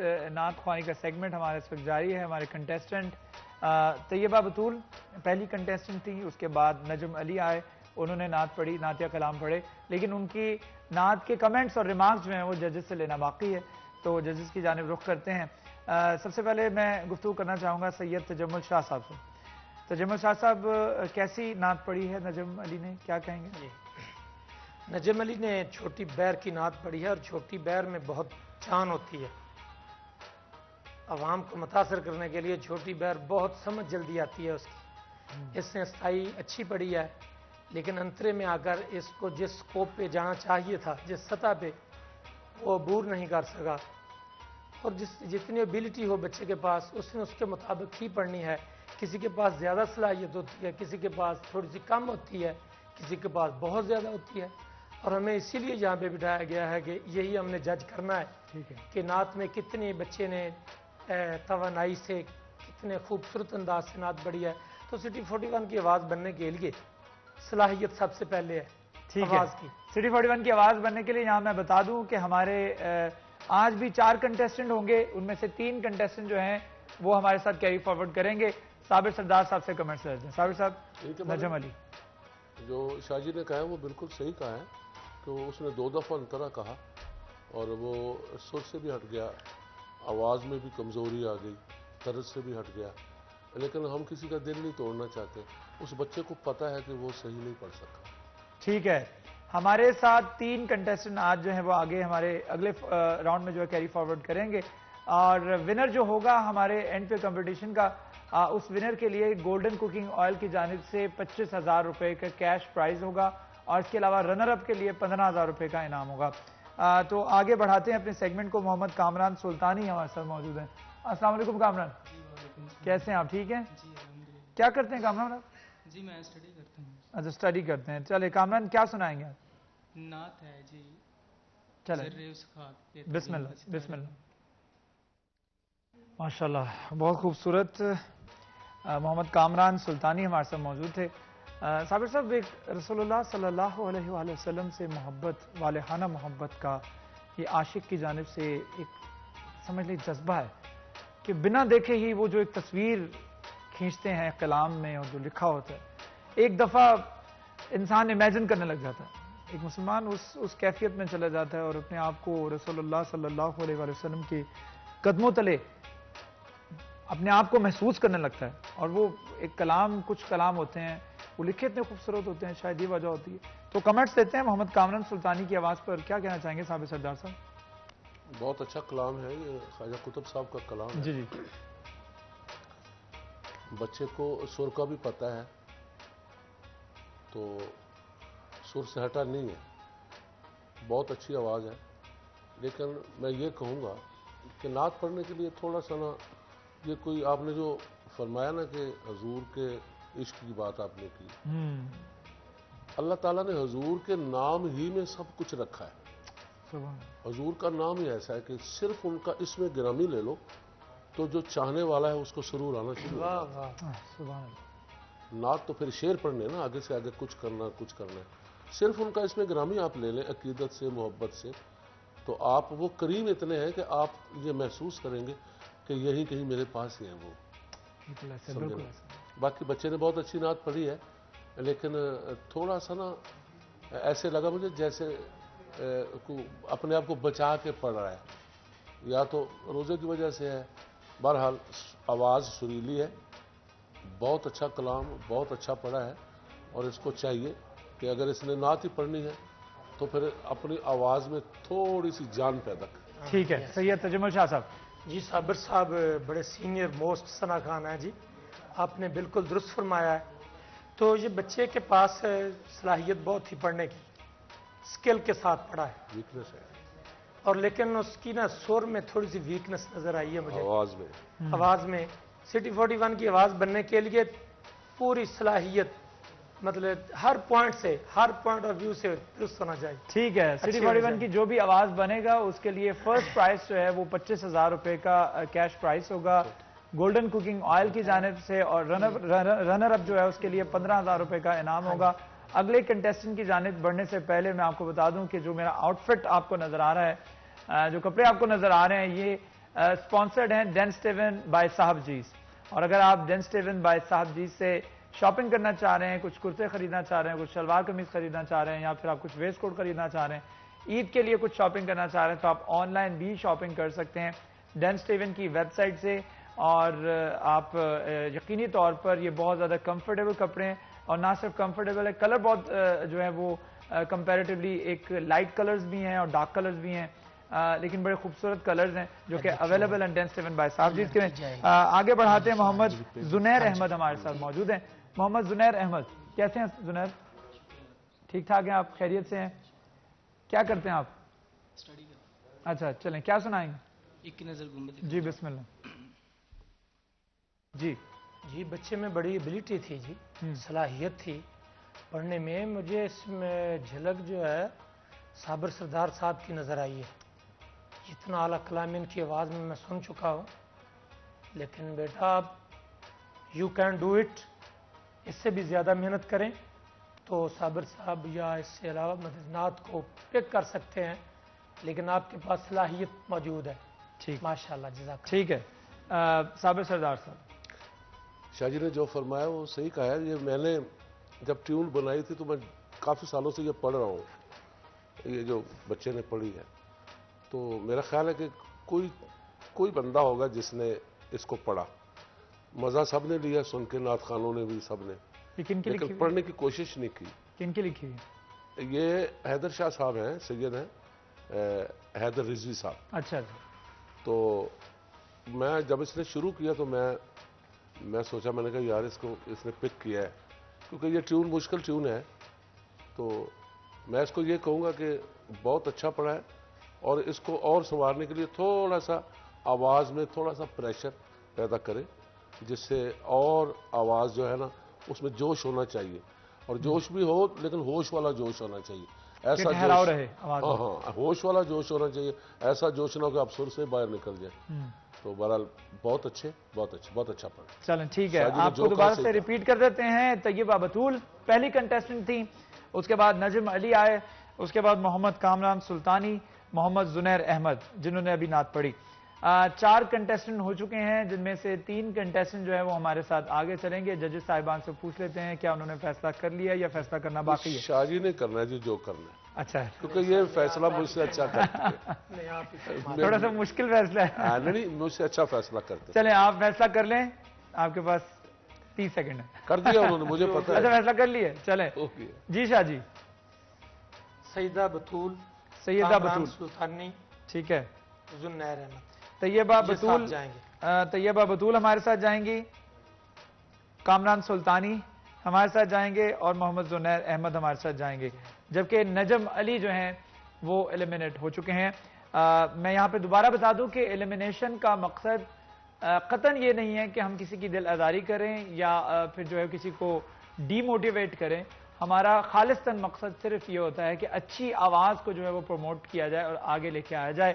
اور خصوصی طور پر جن کی بات کر رہے ہیں طیبہ بطول، محمد کامران سلطانی، محمد زنیر احمد، یہ ہمارے ساتھ اگلے راؤنڈ میں شامل ہو چکے ہیں، اور ان کے پاس ایک بہت اچھا چانس بھی ہے کہ وہ گولڈن ویجیٹیبل گھی اور کوکنگ آئل کی جانب سے 25,000 روپے کا گفٹ ہیمپر جو ہے وہ کیش پرائز کی صورت میں لے سکتے ہیں. رنر اپ کے لیے گولڈن کوکنگ آئل کی جانب سے 15,000 روپے کا گفٹ ہیمپر ہوگا. سیگمنٹ کا اختتام کرنے سے پہلے صابر سردار صاحب کی آواز میں کچھ ہم سنیں گے. ہم تو یہی کہہ سکتے ہیں کہ آپ کی جو کلمات منہ سے جو تبرک بن کے نکلیں گے وہ ہم اس کو تسلیم کر لیں گے. جی بسم اللہ. آپ 2 منٹ دیں گے تاکہ میں ڈائری کو درست کر لوں. آپ اتنی دیر سامعین سے بات کر لیں گے. جی اچھا، ابھی آپ کو کچھ کلام کو چوز کرنا ہے؟ ہاں. چلیں اچھا، صابر صاحب جو ہیں وہ ہمارے درمیان ہوں گے اب سے ٹھیک 1 منٹ کے بعد. لیکن ہم یہاں پہ دوبارہ سے ریپیٹ کر دیتے ہیں. بطول، طیبہ بطول، نجم علی، محمد کامران سلطانی اور محمد زنیر احمد ہمارے آج کے 4 کنٹیسٹنٹ تھے، اور ان 4 کنٹیسٹنٹ میں سے 3 کنٹیسٹنٹ نے جو آگے ہمارے ساتھ کیری فارورڈ کرنا تھا اگلے راؤنڈ میں، اور ان میں طیبہ بطول کو سلیکٹ کیا ہے ہمارے ججز نے، محمد کامران سلطانی کو سلیکٹ کیا ہے، محمد زنیر احمد کو سلیکٹ کیا ہے. یہ 3 آوازیں جو ہیں وہ سلیکٹ ہو چکی ہیں. جی صابر سردار صاحب.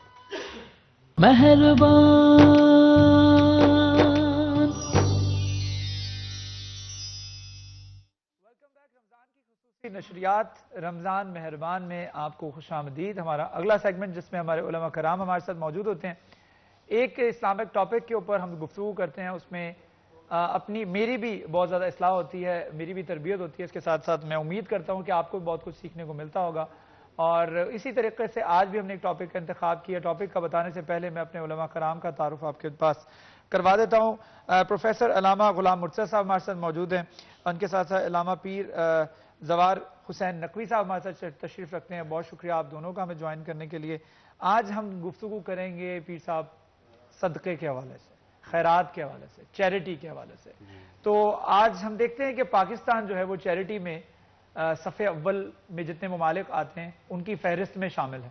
چیریٹی پاکستان میں سب سے زیادہ ہوتی ہے. ہمارا صنعت کار, ہمارا کاروباری طبقہ, ہمارے تاجر برادری بہت زیادہ صدقہ خیرات اور چیریٹی کرتے ہیں. لیکن ہم آج حقیقی روح کیا ہے چیریٹی کی, اس حوالے سے گفتگو کریں گے. تو گفتگو کی شروعات جو ہے وہ میں آپ سے کرنا چاہوں گا. صدقے کی روح کیا ہے یہ بتا دیجیے گا. جی, بسم اللہ الرحمن الرحیم. اقیموا الصلاۃ وآتوا الزکاۃ وارکعوا مع الراکعین. سورہ بقرہ آیت نمبر غالباً 11.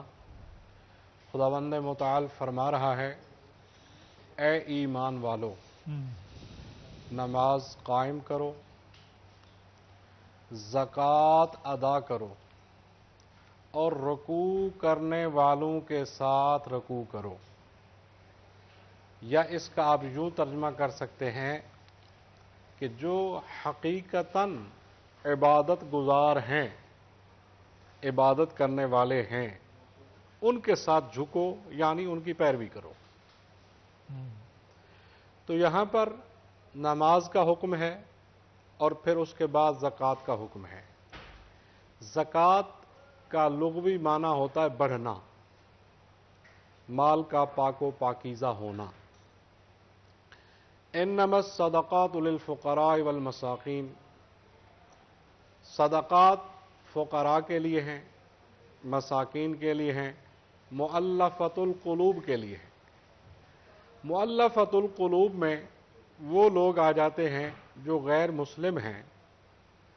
اگر آپ ان کو زکوٰۃ دیں گے تو آپ کے یہ ذہن ہے کہ وہ دین اسلام کی طرف مائل ہو جائیں گے, تو آپ ان کو زکوٰۃ دے سکتے ہیں. اس کے ساتھ عاملین ہو گئے جو اس زکوٰۃ کو اکٹھا کرنے والے ہیں. تو بیسیکلی صدقہ کو بھی, صدقے کی دو قسمیں ہیں, ایک فرض واجبی اور ایک مستحبی. مستحبی صدقات میں اس کے لیے مستحق کا ہونا ضروری نہیں ہے. ٹھیک ہے. مستحبی صدقہ غیر سید کا صدقہ سید پہ بھی لگ سکتا ہے. صحیح. جو واجبی صدقہ ہے, مثلا فطرہ ہے, مثلا گندم آپ کی اگر ہو گئی ہے وہ 20واں من, 46 من گندم اگر ہو جائے, اسی طرح مطلب ہر چیز کا زکوٰۃ کا نصاب ہے. ٹھیک ہے. تو وہ واجبی صدقہ جو ہے آپ اس کے لیے یقیناً مستحق ہونا, مسلمان ہونا ضروری ہے. لیکن جو مستحبی صدقہ ہے وہ آپ دے سکتے ہیں. جیسے آپ کو میں ایک مثال دیتا ہوں حقیقی اور روحانی صدقہ دینے کی. امیر المومنین حالت نماز میں ہیں, پیغمبر خدا نماز پڑھا رہے ہیں, نماز ظہر. سائل نے انتخاب بھی کیسے وقت کا کیا, آ کر سوال کیا کہ کوئی ہے, جیسے آپ ابھی فرما رہے تھے, کوئی ہے جو دینے والا ہو. تو اس نے کہا کوئی ہے جو مجھے اس عالم میں کچھ دے دے. تو اس وقت ظاہر ہے سارے نماز میں تھے.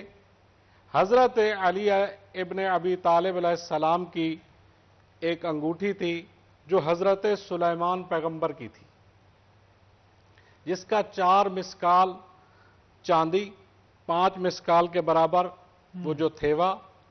تو جناب نے اس طرح اشارہ کیا, سائل آگے بڑھا, اس نے انگوٹھی لے لی. صحابہ کرام کہتے ہیں ہم نے 400 انگوٹھیاں بعد میں دی لیکن کوئی آیت نہ آئی. لیکن علی نے ایسے خلوص کے ساتھ وہ انگوٹھی دی, ऐसी रूहानियत के साथ दी, अल्लाह को इतना पसंद आया। पैगंबर खुदा जब तशरीफ फरमाते तो पैगंबर खुदा ने दुआ मांगी कि जिस तरह मूसा अलैहिस्सलाम ने दुआ मांगी थी, मैं भी दुआ मांगता हूं कि अली को मेरा वसी करार दे। तो उस वक्त आयत नाज़िल हुई, बिस्मिल्लाहिर्रहमानिर्रहीम, इन्नमा वलियुकुमुल्लाहु व रसूलुहु वल्लज़ीना आमनुल्लज़ीना युकीमुनस्सलाता व युतूनज़्ज़काता व हुम राकिऊन। तुम्हारा वली सिर्फ अल्लाह है और उसका रसूल है, और वो लोग जो नमाज कायम करते हैं और हालत रुकू में ज़कात अदा करते हैं। सुभान अल्लाह, बहुत खूबसूरत बात की है। इसके साथ साथ प्रोफेसर अल्लामा गुलाम मुर्तज़ा साहब भी हमारे साथ मौजूद हैं, उनसे बात करते हैं। अल्लामा साहब ये बता दीजिएगा, जिस तरह से नकवी साहब ने क्लियर किया कि सदका और ज़कात की रूह क्या है, अच्छा ये बता दीजिएगा कि सदका और ज़कात क्या हम किसी फाउंडेशन को भी दे सकते हैं, या हमें बजाते खुद अपने हाथ से जाकर वो हकदार या मुस्तहक जिसको हमें देना चाहिए उसको देना चाहिए, या हमने जिसका बांधा हो, हमें पता है कि फाउंडेशन को हम दे दें, वो फाउंडेशन आगे से दे दे। अब वो देती या नहीं देती वो एक अलग बात है, वो एक अलग बहस है, लेकिन शुरुआत अगर हम करें सदके की और अब इस नीयत से करें, और सदका हमसे कोई मांगने आती है, फाउंडेशन होती है, कोई तंजीम होती है, कोई फलाही इदारा होता है, उसको दे सकते हैं। बिस्मिल्लाहिर्रहमानिर्रहीम। सबसे पहले तो ये कि सदका किस किस को दिया जा सकता है, ये अल्लाह ताला ने कुरान मजीद के अंदर सारे के सारे मसारिफ बयान कर दिए हैं। इन्नमा सदक़ातु लिल-फ़ुक़राइ वल-मसाकीन वल-आमिलीन अलैहा वल-मुअल्लफ़ति क़ुलूबुहुम व फ़िर रिक़ाबि वल-ग़ारिमीन व फ़ी सबीलिल्लाहि व इब्निस सबील फ़रीदतम मिनल्लाह। तो ये सारे मसारिफ अल्लाह ने बयान कर दिए। रह गई बात फाउंडेशन की, तो ज़ाहिर है फाउंडेशन का काम और मकसद भी अल्टीमेटली यही होता है कि वो गुरबा के हक़ के अंदर या उनका इलाज मुआलजा करते हैं, या उनके खाने पीने का, या उनके तालीम व ताल्लुम के अखराजात को उठाते हैं।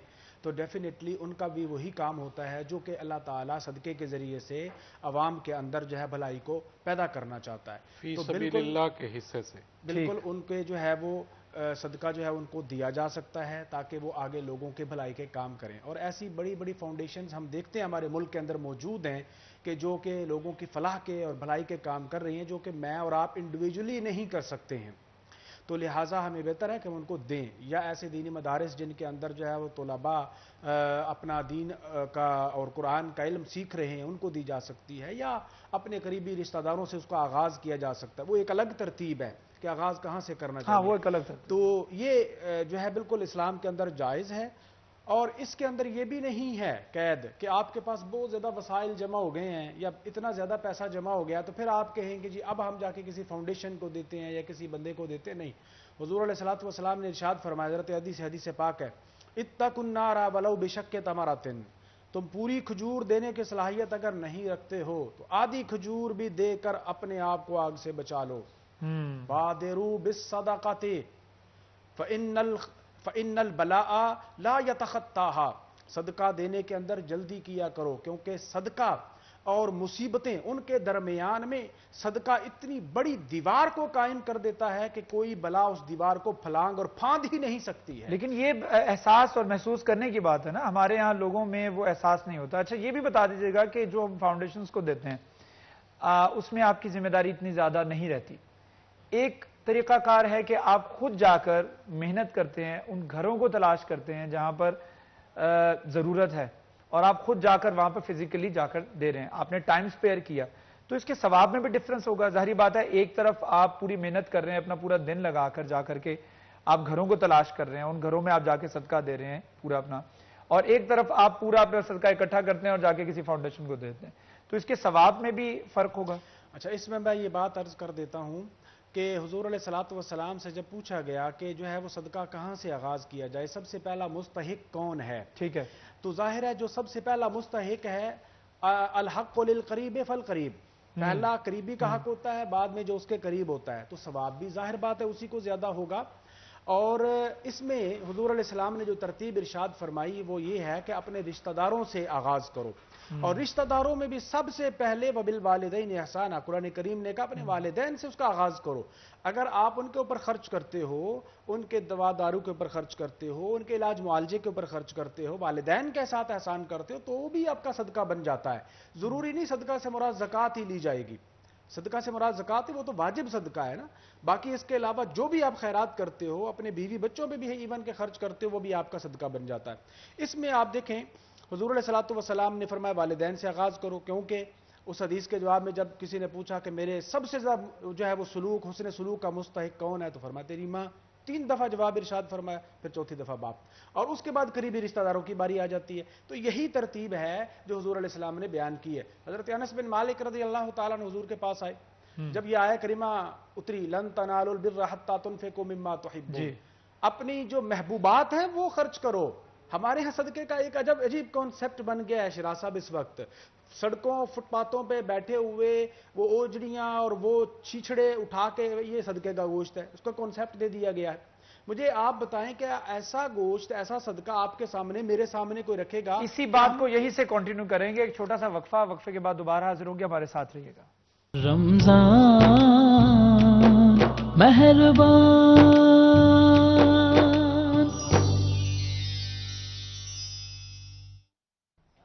Welcome back. بات ہو رہی ہے صدقے کے حوالے سے. ہمارے علماء حضرات ہمارے ساتھ موجود ہیں. گفتگو ہو رہی تھی کہ ہم نے صدقے کو کیا رنگ دے دیا ہے، چیریٹی کو ہم نے رنگ کیا دے دیا ہے. میرے ٹیچر وہ اکثر کہا کرتے ہیں کہ ایک دنیا اکاؤنٹ ہوتا ہے اور ایک آخرت اکاؤنٹ ہوتا ہے. دنیا اکاؤنٹ میں جو آپ یہاں پر آج خرچ کر رہے ہیں وہ صرف غائب نہیں ہو رہا، وہ اوپر جا کر ملٹیپلائی ہو کر سیف بھی ہو رہا ہے. تو ہم یہاں پر کیا خرچ کر رہے ہیں، وہ ہمیشہ کہتے ہوتے ہیں کہ ہم جب اس اوپر جا کر جب دیکھیں گے کہ ہم نے کیا کیا خرچ کیا، تو پھر اس میں سے نکلے گا چنوں کی دیگ، اور اس میں سے نکلیں گے گاڑی کے ڈیش بورڈ کے اندر پڑے ہوئے چند سکے، یا پھر آپ کے بہت پرانے کپڑے جو آپ نہیں پہنتے، یا آپ کی فریج میں رکھا ہوا وہ سالن جو کہ کل بس جانے کے ڈر سے آپ کسی غریب کو دے رہے ہیں. تو یہ وہ چیزیں ہیں جو ہم صدقے کے طور پر آگے جو ہے وہ فارورڈ کر رہے ہوتے ہیں. اس میں قطعاً ان لوگوں کی دل آزاری نہیں ہے جو حقیقی طور پر صدقہ کر رہے ہیں اور جو حقیقی طور پر اللہ تعالیٰ کی راہ میں خرچ کر رہے ہیں. لیکن اکثر ایک کانسیپٹ ایسا بن چکا ہے. نقوی صاحب سے اس پہ گفتگو کرنا چاہوں گا. نقوی صاحب، اس صدقے کے کانسیپٹ کو کلیئر کرنا بہت ضرورت ہے، کیونکہ حضرت عائشہ رضی تعالیٰ عنہ جب صدقہ دیا کرتی تھی، she use to put perfume on it, وہ پرفیوم کرتی تھی. اور کسی نے پوچھا یہ آپ کیوں کر رہی ہوں، کہتی تھی میں اللہ تعالیٰ کی راہ میں بھیج رہی ہوں. تو اللہ تعالیٰ کی راہ میں بھیج رہی ہوں تو اللہ تعالیٰ کے پاس جا رہا ہے، تو وہ ایک اچھے طریقے سے جانا چاہیے. تو آج ہمارا وہ کانسیپٹ چینج ہوتا ہے، وہ کیوں نظر آ رہا ہے؟ جی، اس میں بڑی کلیئر طور پہ مطلب حکم ہے، جیسے کہ لن تنالوا البر حتی تنفقوا مما تحبون. تم اس وقت تک نیکی کو پہنچ ہی نہیں سکتے جب تک اپنی محبوب ترین چیز اللہ کے راستے میں خرچ نہ کرو. یعنی جو آپ کو پسند ہے سب سے زیادہ، حتیٰ کہ حکم اس حد تک ہے کہ جو نوٹ بھی آپ دے رہے ہیں نا، جو آپ کی جیب میں سب سے کورا نوٹ ہے نا وہ دیں، تاکہ یہ کیونکہ آپ کو محبوب ہے، جو سب سے زیادہ محبوب ترین چیز ہوتی ہے. مثلا امیر المومنین جا رہے تھے تو 2 سوٹ کپڑوں کے خرید کیے، ایک بڑا قیمتی، ایک درمیانہ. جو قیمتی تھا وہ اپنے غلام کو عطا فرمایا کیونکہ حکم ایسے ہے کہ جو قیمتی چیز ہے. تو انہوں نے کہا آپ امیر المومنین ہیں، آپ مطلب قیمتی پہنے. فرمایا میں سب کے لیے آئیڈیل ہوں. مومن بننا اور ہوتا ہے، امیر المومنین بننا اور ہوتا ہے. دیکھیں مطلب حضرت ہاشم کا نام آپ نے سنا ہوگا، پیغمبر خدا کے اجداد میں سے. ان کا نام اصل امر الاولا تھا، ہاشم نہیں تھا. ہاشم کا مطلب ہے روٹیاں توڑ کر کھلانے والا. وہ کس طرح قحط پڑ گیا تو حضرت ہاشم نے 2 کام کیے. ایک تو قافلہ لے کر گئے اور وہاں سے کئی اونٹ روٹیوں کے، اناج کے لے کر آئے اور لوگوں کو 2 مہینے تک روٹیاں توڑ کے کھلاتے رہے. اور دوسرا ان کا سفر آنے جانے کا کلیئر کرایا. قافلوں کو لوٹ لیا جاتا تھا. اب حضرت ہاشم نے کام پہلے کیا تھا، لیکن پروردگار عالم نے سورت بھیج دی، بسم اللہ الرحمن الرحیم، لإیلاف قریش ایلافہم رحلۃ الشتاء والصیف، کہ قریش کے جاڑے اور گرمی کے سفر کرنے کے مانوس کر دینے کے ساتھ ان قریش کو چاہیے کہ وہ اپنے اس رب کعبہ کی کیا کریں، عبادت کریں. تو دیکھیں اگر عمل اتنا خالص ہو بندے کا یقیناً جب محبوب ترین چیز پروردگار کے راستے میں انسان دے دیتا ہے تو یقیناً یہی کیفیت ہوتی ہے. اگر ٹائم ہے تو میں تھوڑی سی اور جی ضرور ضرور کر دیں. حضرت خضر علیہ السلام سے نا، حضرت خضر علیہ السلام وہ ہیں جن کا تذکرہ جہاں کیا جائے اس محفل میں وہ تشریف لاتے ہیں. امیر المومنین نے سوال کیا کہ آپ کچھ نصیحت فرمائیں، تو انہوں نے کہا اللہ کی رضا کے لیے، صرف اور صرف اللہ کی رضا کے لیے، اور کوئی مقصد نہ ہو. جی امیر آدمی کا اللہ کی رضا کے لیے خرچ کرنا یہ سب سے بڑی نصیحت ہے. امیر المومنین نے عرض کی کیا اس سے بڑھ کر بھی کوئی نصیحت کا ہے؟ تو کہنے لگے نہیں. تو امیر المومنین نے عرض کیا، ارشاد فرمایا اس سے بڑھ کر منزل بھی ہے کہ اگر اللہ آپ کو رزق نہ دے تو امیر آدمی کا احسان لینے کی بجائے خدا پہ بھروسہ کر لینا، یہ اس سے بھی بڑی نصیحت کی بات. سبحان اللہ، بہت خوبصورت بات ہے. ہمارے علامہ صاحب ہمارے ساتھ تشریف رکھتے ہیں، تو اس وقت ہمارا کچن بھی جو ہے وہ بھی تیار ہے، تو میں چلتا ہوں کچن کی طرف رخ کرتے ہیں. ہمارے ماسٹر شیف ہمارے ساتھ وہاں پر موجود ہیں، اور ابو ذر ایتھم کالج سے، اور اس کے ساتھ ساتھ ارزا بھی ہمارے ساتھ موجود ہیں. تو آج ہم کیا بنانے جا رہے ہیں ابو ذر؟ السلام علیکم. وعلیکم السلام. کیسے ہیں آپ دونوں؟ الحمدللہ خیریت سے ہیں؟ جی ٹھیک ٹھاک. کیا بنانے جا رہے ہیں آج؟ آج بنائیں گے شیراز ہم chicken 65 and Channa chaat salad. اچھا میں سوچنے لگا تھا آپ کہہ رہے ہیں چکن 65 اور چنا 39. اچھا یہ چکن 65 یہ کون سی ڈش ہے؟ یہ اس کے ویسے پاکستانی کزین ہے؟ انڈین ہے. تو اس میں دو ٹرمینالوجیز ہیں. ایک تو یہ ہے کہ جی یہ جس ریسٹورنٹ میں سے سٹارٹ ہوا تھا، جس ہوٹل سے، وہاں پہ یہ مینیو میں 65 نمبر پہ تھا. اچھا جی. اور ایک یہ ہے اس میں کہ اس میں جو سپائسز یوز ہوتے ہیں وہ تقریباً ان کی کوانٹٹی جو ہے وہ 65 تک پہنچ جاتی ہے، لیکن ایسا ہے نہیں ہے. تو اس لیے اس میں یہ سالن کی شکل میں ہوتا ہے، اس کی ڈرائی شکل ہوتی ہے، جیسے آپ نے میکسیکن کباب بنایا تھا، اس کی کیا یہ پہلے اس کو دو طرح سے یہ بنے گا. پہلے مطلب دو اس کے ہیں، پہلے اس کو ہم میرینیٹ کر کے فرائی کریں گے، پھر اس کی ہلکی سی سوس بنائیں گے، اس میں اس کو ٹوسٹ کر کے پھر اس کو سرو کریں گے. اچھا چلے ٹھیک ہے. اس کو آپ لیکن اچھا یہ بتا دیجیے کہ اس کے ساتھ کیا بتایا تھا آپ نے؟ اس کے ساتھ چنا چاٹ سیلڈ ہے. چنا چاٹ سیلڈ ہے، اور اس کے ساتھ ساتھ چکن 65. چکن 65 ہے. چکن 65 اور چنا چاٹ سیلڈ جو ہے اس کا بتا دیجیے گا تھوڑا. جی چنا چاٹ سیلڈ جو ہمارے گھروں میں عموماً استعمال کیا جاتا ہے، بنتا بھی ہے، کیونکہ انڈو پاک میں زیادہ تر اسپائسیز پسند کیے جاتے ہیں، تو یہ اس کے لحاظ سے ہمارے ٹیسٹ کے اور ویسے یہ چنا چاٹ جو ہے یہ ہمارے افطار کے دسترخوان کا حصہ بھی ہے. جی بڑا لازمی جزء ہے. کئی لوگ جو ہے وہ فروٹ چاٹ بھی پسند کرتے ہیں، لیکن کئی لوگ جو ہے وہ چنا چاٹ بھی لازمی بناتے ہیں، خاص طور پر جب وہ افطار کے لیے اپنا دسترخوان جو ہے وہ بنا رہے ہوں. لیکن یہاں پر یہ بھی بتا دوں کہ اپنے افطار کے دسترخوان میں آپ لازمی گولڈن کوکنگ آئل کو جو ہے وہ اپنا حصہ بنائیے، کیونکہ گولڈن کوکنگ آئل جو ہے وہ آپ کی صحت کا ضامن ہے، اور سن فلاور، کنولا اور سویا بین کے تیل کا ایک منفرد جو ہے وہ مرکب ہے، جو کہ آپ کی نہ صرف صحت کا خیال رکھتا ہے بلکہ آپ کے ٹیسٹ کا بھی بہت زیادہ خیال رکھتا ہے. اس کے ساتھ ساتھ یہاں میں یہ بتا دوں کہ ہمارے جو ناٹ کمپٹیشن چل رہا ہے، اس ناٹ کمپٹیشن میں جو ونر ہوگا اس کے لیے 25,000 روپے کا کیش پرائز کا انعام جو ہوگا وہ گولڈن کوکنگ آئل کی جانب سے ہوگا. اس کے ساتھ ساتھ جو کرشی کا جامع شیریں ہے اور کرشی کا جو الائچین شربت ہے، یہ بھی لازمی جو ہے وہ آپ کر سکتے ہیں اپنے افطار میں بھی اور سحر میں بھی. کنٹینیو کرتے ہیں چنا چاٹ کے حوالے سے اور چکن 65. مجھے تھوڑا سا یاد کرنے میں تھوڑی سی دیر لگے گی، میں اس کو کافی دیر تک 61 کہتا رہوں گا یا 60 کہتا رہوں گا. چلیں یہ یاد کر لیتے 65 سے 65 سے چکن 65. یہ کہہ سکتا ہوں میں اس کو؟ کہہ سکتے ہیں. اچھا کہہ سکتے ہیں. چلیں اس کو سٹارٹ کیسے کرنا ہے، ان کے انگریڈینٹس جو ہے، کیونکہ لوگوں کی جانب سے بہت زیادہ کمپلین کی جاتی ہے کہ انگریڈینٹس جو ہیں وہ ہمیں بہتر طریقے سے سمجھ نہیں آتے یا اس طریقے سے بتائے نہیں جاتے. تو آج ذرا ٹھہر ٹھہر کے انگریڈینٹس بتا دیں تاکہ لوگوں کی یہ شکایت بھی دور ہو جائے. جی ضرور. اس میں ½ kg ہم نے بون لیس چکن لیا کیوبز میں.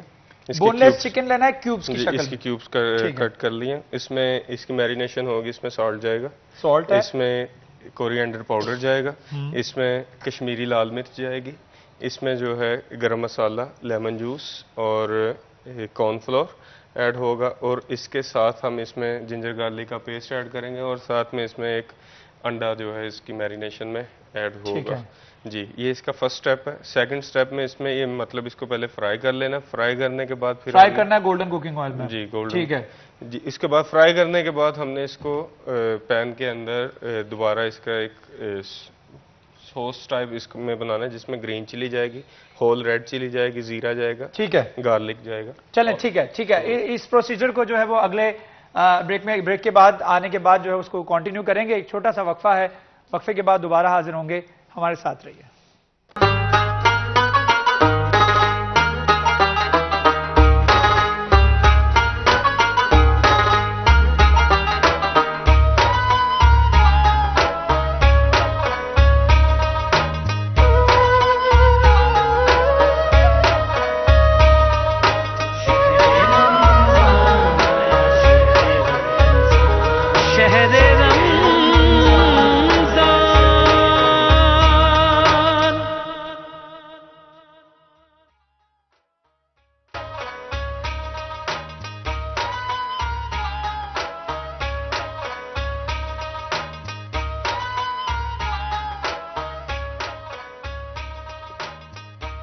Welcome back. رمضان کی خصوصی نشریات میں آپ کو خوش آمدید اس پیغام کے ساتھ کہ آپ رمضان کے مہینے میں سحری اور افطار میں کرشی جامع شیریں کا استعمال ضرور کیجئے, کیونکہ کرشی جامع شیریں 100% خالص اجزاء سے تیار کردہ ہے. اس میں 1% بھی جو ہے وہ پانی کا استعمال نہیں ہوتا.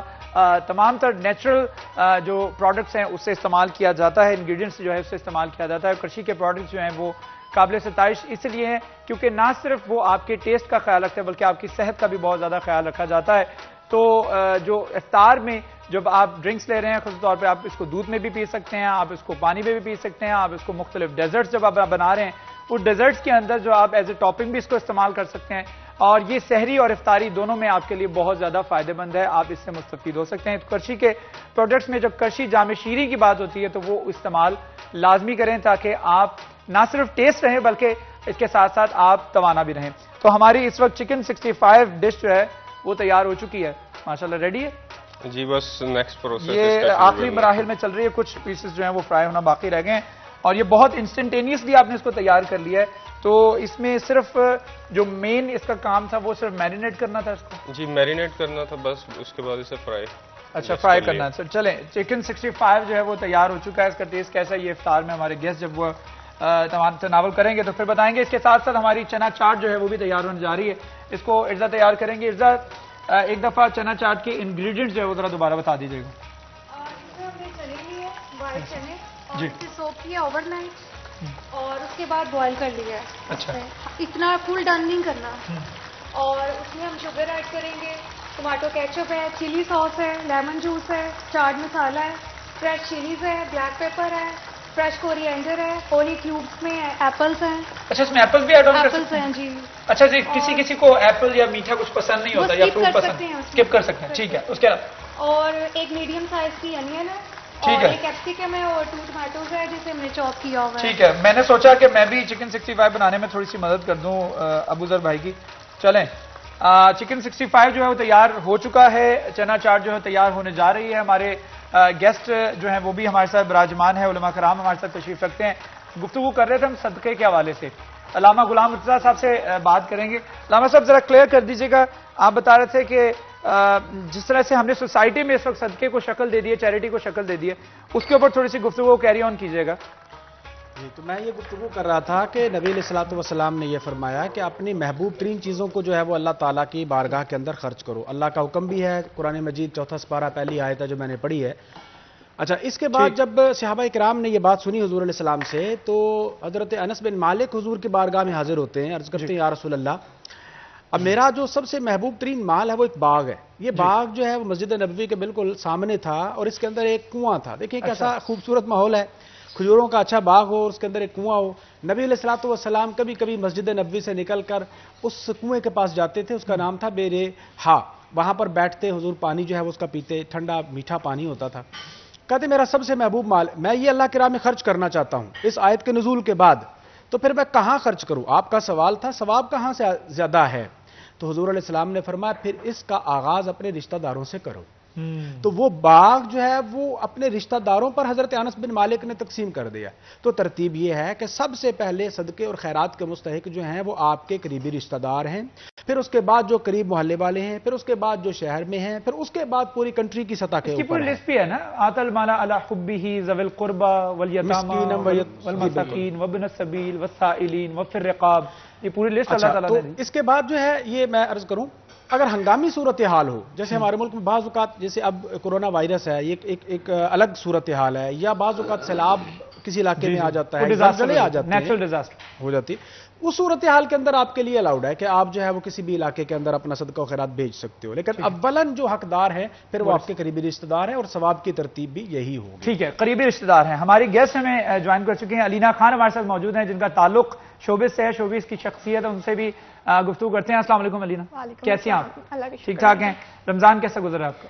بہت اچھا گزر رہا ہے الحمدللہ. اچھا, 2020 کا رمضان ہم اکثر گیسٹ سے پوچھتے ہیں, 2020 کا رمضان تھوڑا سا مختلف ہے, تو اس میں آپ کو پتہ ہے لاک ڈاؤن کی صورتحال ہے, ایکٹیویٹی سرگرمیاں جو ہیں اس طریقے سے نہیں چل رہی جس میں چل رہی تھیں, تو کیا سمجھتی ہیں کہ 2020 کا رمضان ہمارے لیے ایک بڑا اچھا اپرچونٹی بھی ہے کہ ہم اس کے پازیٹیو ایسپیکٹ دیکھتے ہوئے بہت کچھ سیکھ بھی سکتے ہیں؟ جی ایسے ہی ہے, ہم بہت کچھ سیکھ سکتے ہیں, بلکہ بہت اچھی بات ہے کہ ہم گھر میں اپنی فیملی کو ٹائم دے رہے ہیں, اپنی فیملی کے ساتھ ہم اپنے روزے گزار رہے ہیں, تو میں کہتی ہوں بہت اچھی بات ہے.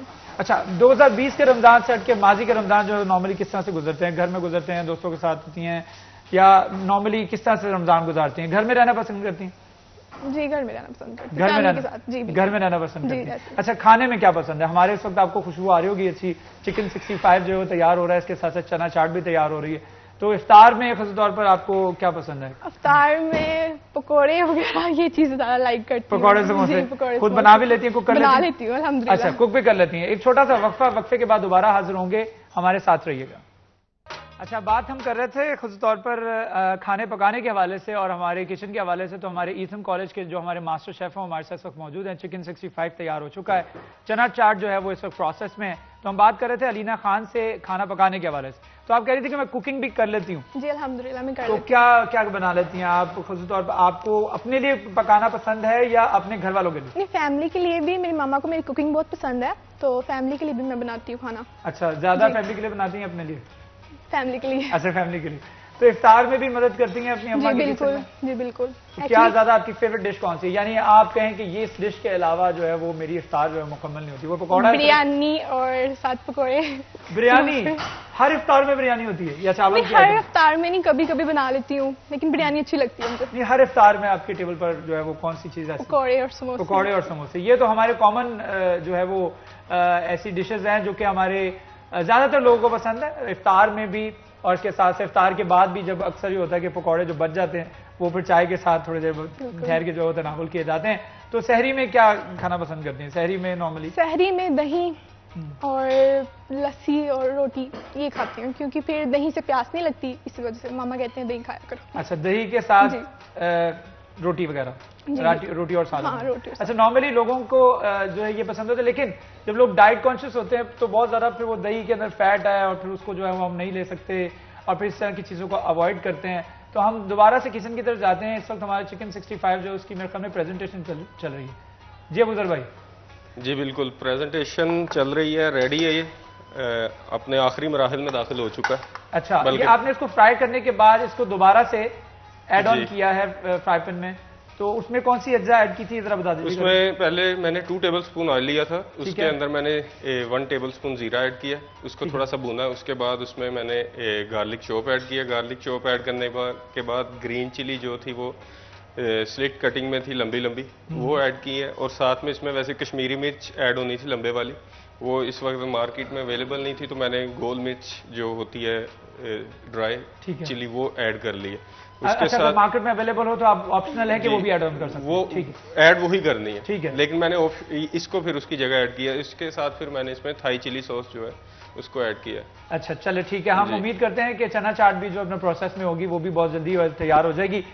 گفتگو جاری رکھتے ہیں, علماء کرام ہمارے ساتھ موجود ہیں. ہم بات کر رہے تھے چیریٹی کے حوالے سے, صدقے کے حوالے سے. تو نقوی صاحب یہ بتا دیجیے گا کہ جیسے رسول اللہ صلی اللہ علیہ وآلہ وسلم نے ایک وعدہ کیا ہم سے, ما نقص مال من صدقہ, کہ جب تم صدقے کے طور پر مال خرچ کرو گے تو تمہارے پاس جو پیچھے مال پڑا ہے وہ کم نہیں ہوگا, یہ میرا پرومس ہے. وہ بڑھے گا. تو یہ اس کے اوپر تھوڑا سا بتا دیجیے گا کہ کئی لوگوں کے اندر تاثر ہوتا ہے کہ یہ جب اللہ تعالیٰ کی راہ میں چیریٹی کرتے ہیں نا تو پھر کہتے ہیں کہ this is not a good idea, میرے خیال میں ابھی میرے پاس اتنے پیسے نہیں ہیں, اگلے مہینے صحیح. جب چیریٹی اللہ تعالیٰ کی راہ میں دینی ہو, جب خود پہ خرچنے ہو تو پھر جیب میں سے پیسے نکلتے ہیں اور یوں کریڈٹ کارڈ جا کے سوائپ ہوتا ہے. جب اللہ تعالیٰ کی راہ میں دینے ہو تو فوری طور پر ہم اکاؤنٹنٹ بن جاتے ہیں کہ ابھی میرے اور بھی خرچے ہیں, ابھی اور بھی. تو اس کے اوپر جو ہے وہ تھوڑا لوگوں کو بتا دیجیے گا, ٹیچنگ دے دیجیے گا کہ کس طریقے سے ہمیں خرچ کرنا چاہیے. جی, جب ہم نیک کاموں میں خرچ نہیں کریں گے تو پروردگار ہمارے پیسے کہیں نہ کہیں لگوا دے گا. فضول خرچیات, مطلب فضول خرچی جیسے لوگ کرتے ہیں عام روٹین میں, وہاں لگ جائیں گے.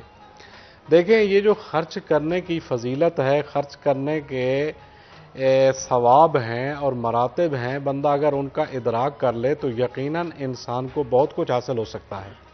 یہ تو ہم صدقہ کرتے ہیں تو یہ ہمیں شیطان وسوسہ ڈالتا ہے کہ اگر آپ خرچ کرو گے تو آپ کا مال ختم ہو جائے گا, لیکن اللہ اس کے مقابلے میں مغفرت اور مال کے اضافے کا وعدہ فرماتا ہے. ٹھیک, ہمیں شیطان کے وسوسے پہ نہیں رہنا چاہیے, پروردگار عالم کے وعدے پہ رہنا چاہیے. میں آپ کو عرض کروں کہ ایک آیت قرآن مجید میں ایسی ہے جس پر مولا امیر المومنین کے علاوہ کسی بندے نے عمل نہیں کیا. اس آیت کا نام ہے آیت نجوہ. اچھا, وہ آیت نجوہ یہ ہے, حکم ہوا کہ اگر تم میرے حبیب کے ساتھ, پیغمبر خدا کے ساتھ راز و نیاز کی باتیں کرنا چاہتے ہو. میں اسی بات کو کنٹینیو کرنا چاہتا ہوں, لیکن مجھے چھوٹا سا وقفہ لینا ہے. وقفے کے بعد دوبارہ حاضر ہوں گے, ہمارے ساتھ رہیے گا. رمضان مہربان.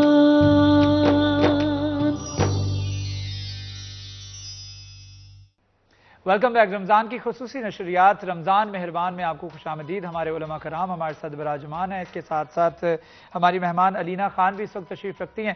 گفتگو چل رہی تھی ہماری صدقے کے حوالے سے, چیریٹی کے حوالے سے, اور اسی پر گفتگو کے لیے علامہ پیر زوار حسین نقوی صاحب سے گفتگو چل رہی تھی. آیت نجوہ کے بارے میں آپ بتا رہے تھے, تو میں چاہوں گا آپ وہیں سے کنٹینیو کیجیے. جی, آیت نجوہ قرآن مجید میں وہ آیہ مبارکہ ہے جس پر امیر المومنین علی ابن ابی طالب علیہ السلام کے علاوہ کسی بندے نے عمل نہیں کیا. وہ یہ تھی کہ لوگ اپنے سوالوں کے جواب معلوم کرنے کے لیے, بعض اوقات اپنی معرفی کے لیے, بعض اوقات کسی اور مقصد کے لیے سوال پہ سوال کرتے تھے پیغمبر خدا سے, اور راز و نیاز کرنے کے لیے بھی آمادہ ہوتے تھے کہ مجھے موقع مل جائے. جیسے شیراز صاحب کی یہ جو ٹرانسمیشن ہے رمضان مہربان سننے کے لیے اور یہاں آنے کے لیے کتنے حضرات ہوتے ہیں جو آپ کو فون بھی کرتے ہوں گے. شکریہ. یقیناً مطلب ہے تو اس طرح مطلب ماحول بنا ہوا تھا, ہر ایک کوشش کر رہا تھا کہ میں زیادہ سے زیادہ مطلب حاصل کر لوں یا مجھے بھی لوگ پہچانیں کہ ہم بھی موجود ہیں. تو حکم ہوا کہ اب جو بھی میرے حبیب سے بات کرے گا وہ پہلے صدقہ دے گا, پہلے بیت المال کی رسید کٹوائے گا. صحیح ہے. تو اس وقت یہ آیت نجوہ جب آئی تو اس وقت ساری مجلس کافور ہو گئی, کوئی تیار نہ ہوا. امیر المومنین کے پاس 1 دینار تھا سونے کا, جناب علیہ السلام نے اس کو توڑوایا, اس کے 4 حصے کرائے. 4 حصے کرانے کے بعد 4 اوقات میں, ایک وقت میں دیا اور مطلب پیغمبر خدا سے راز و نیاز, سوالات, جوابات 4 نشستوں میں ان کو خرچ کیا. خرچ کرنے کے بعد پیغمبر خدا سے کتنے علوم کے باب حاصل کیے. فرماتے ہیں پیغمبر خدا مجھے ایک باب تعلیم کرتے تھے اور اس میں سے میں 1000 باب آگے کھول لیا کرتا تھا. سبحان اللہ, بہت خوبصورت طریقے سے آپ نے اس کو ایلیبریٹ کیا ہے. پروفیسر علامہ غلام مرتضیٰ صاحب سے بات کرنا چاہوں گا. علامہ صاحب جلدی سے ریپ اپ کر دیجیے گا, بتا دیجیے گا کہ اب جو کورونا وائرس کی سچویشن ہے, پینڈیمک ہے, لاک ڈاؤن ہے ہر طرف, اور ہم دیکھ رہے ہیں اس طرح سے مزدور کا چولہا نہیں چل رہا, کاروباری لحاظ سے جو چھوٹا طبقہ ہے وہ پس چکا ہے, جو کرایہ دار تھے جو کرایہ وہ بیچارے کرایہ نہیں کما کے دے پا رہے ہیں. تو اس صورتحال میں جب ہمیں ایک دوسرے کی مدد کرنی چاہیے اور سب سے زیادہ آگے فہرست میں آنا چاہیے جہاں پر ہم صدقہ کریں, خیرات کریں, چیریٹی کریں, لوگوں کی مدد کریں, ان کی مدد کا بازو بنے, تو اس میں آج ہمارے لیے کیا حکم ہے، دین کیا ہمیں سکھاتا ہے جب اس نوعیت کی سچویشن پیدا ہو جائے تو ہمیں کیا کس طرح سے بیہیو کرنا چاہیے؟ بڑا خوبصورت سوال ہے. دیکھیں بات یہ ہے کہ صدقہ تو حضور علیہ السلام نے فرمایا یہ نہیں ہے کہ سکت بہت زیادہ ہے یا مال بہت زیادہ جمع ہے تو پھر آپ صدقہ کر سکتے ہیں. حضور نے تو یہ فرمایا کھجور کا ایک ٹکڑا بھی دو اپنے آپ کو. بالکل جیسے آپ نے پہلے بتایا. ٹھیک ہے، اگر تنگ دستی کا یہ عالم بھی ہو کہ آدھی کھجور دے کے اپنے آپ کو بچا سکتے ہو تو بچاؤ. اور حضرت عائشہ نے دی بھی. ایک عورت جو ہے 2 بچیاں اس کے ساتھ تھیں، آ کے سوال کیا گھر میں کچھ دینے کو نہیں تھا تو کہتی میرے پاس ایک ہی کھجور تھی میں نے اٹھا کے دے دی. اور اس عورت نے 2 بچیوں میں تقسیم کر دی، خود کچھ نہیں کھایا. تو یہ کیفیات رہی ہیں.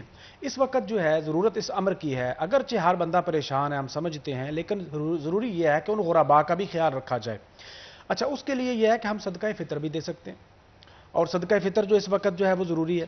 اب ہمیں صدقہ فطر دینے کے لیے کن کن چیزوں کو دیکھنا ضروری ہے. ہمارے ہاں عام طور پر جو خیال رکھا جاتا ہے وہ یہ ہوتا ہے کہ گندم کا ریٹ یا آٹے کا ریٹ دیکھا جاتا ہے.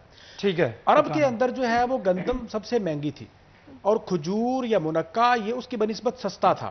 اگر آپ دیکھیں تو کھجور کی مقدار حضور نے تعین کی ہے تو 4.5 کلو، اور گندم جو ارشاد فرمائی ہے تو وہ 2.25 کلو. یہ اس وقت ان کی قیمت برابر تھی.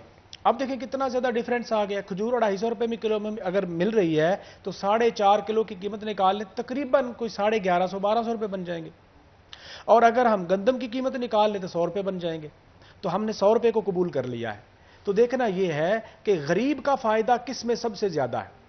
تو ہر بندہ اپنی استطاعت کے مطابق صدقہ فطر نکالے.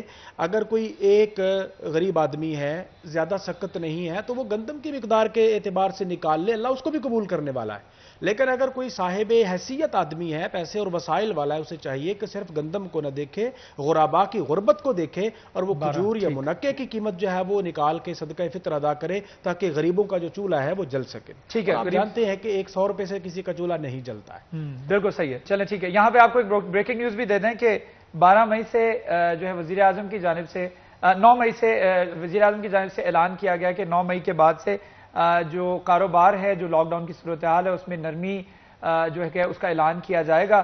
اور کچھ کاروبار ایسے ہوں گے جن کو سخت سے سخت ریسٹرکٹ کر کے SOPs جو ہے وہ قائم کر کے ان کا اعلان کر کے کچھ اسٹرکٹ رولز بنا کر جو ہے ان کو اجازت دی جائے گی کہ وہ اپنے کاروبار جو ہے وہ بحال کر سکتے ہیں. لیکن وہ کیا رولز ہوں گے یہ ابھی سامنے آنے ہیں. لیکن دوبارہ سے آپ کو بتا دیں کہ 9 مئی سے آنورڈ جو ہے وہ وزیر اعظم عمران خان کی جانب سے اعلان کیا جا رہا ہے کہ وہ وزیر اعلیٰ کو انہوں نے انسٹرکشنز دی ہیں کہ وہ بہت جلد پنجاب کے لیے ایک اچھی خبر ہے چونکہ ہم پچھلے 1.5 ماہ سے لاک ڈاؤن کی صورتحال میں اور کاروبار جو ہے وہ پسے ہوئے ہیں.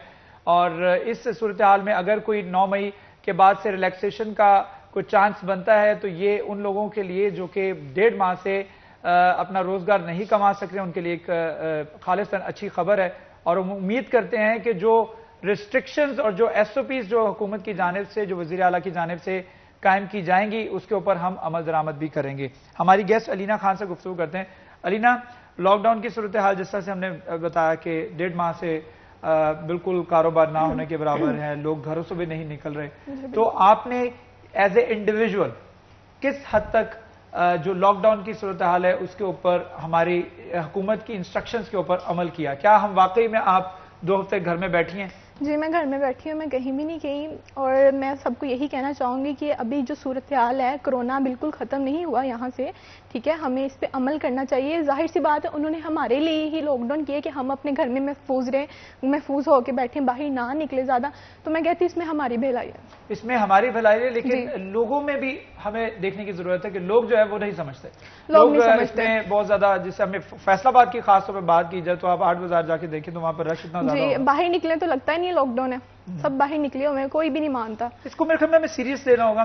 لیکن بات یہ بھی آ جاتی ہے کہ آپ شعبے سے آپ کا تعلق ہے، آپ کو لوگ سنتے ہیں، آپ کو لوگ دیکھتے ہیں، تو میں چاہوں گا کہ آپ لوگوں کو ایک پیغام دیں کہ گھروں میں رہیں. اور اسٹے ہوم کا جو ایک سلوگن جو گورنمنٹ کی جانب سے دیا گیا وہ ایک دس از ناٹ اے جوک، ایک مذاق نہیں ہے، اس کو ہمیں سیریسلی لینا چاہیے.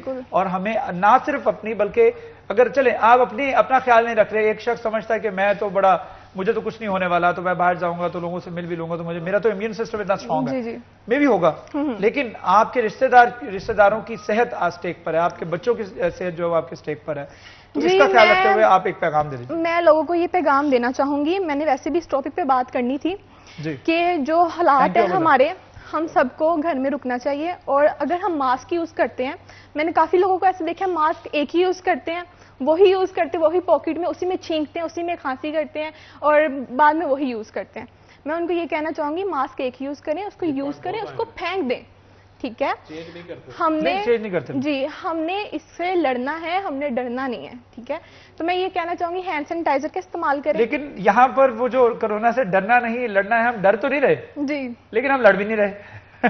یہاں پہ صورتحال تھوڑی مختلف ہے, ہم ڈر بھی نہیں رہے, ہم لڑ بھی نہیں رہے. ایسے ہی ہے, لیکن میں یہ کہنا جو آپ چاہوں نے گی کہا نا کہ ہماری جو اس کی کون سی باریک سے باریک جگہ سے آپ کی جسم کے اندر جو پینیٹریٹ کر سکتا ہے, ایک پلک جو ہے اس پلک کے ہزارویں حصے کے سائز جتنا یہ وائرس ہے, جو کہ آپ کو کوئی پتا نہیں کہ آپ کب جو آپ کے جسم میں پینیٹریٹ کر جائے, تو آپ کو اس میں بہت زیادہ ایکسٹرا آرڈنری کیئر شو کرنا پڑے گی. بالکل ایسے ہی ہے, تو اس میں لوگ کیئر نہیں کر رہے. تو اس میں میں چاہوں گا کہ لوگوں کو احتیاطی تدابیر کے حوالے سے, سوشل ڈسٹینسنگ کے حوالے سے, ماسک کے حوالے سے ایک پیغام. میں یہی کہنا چاہوں گی کہ آپ لوگ گھر میں رہیں, اپنی فیملی کے ساتھ رہیں, اپنی فیملی کا خیال رکھیں, اپنا خیال رکھیں, اور ضرورت کے بغیر باہر نہ نکلیں.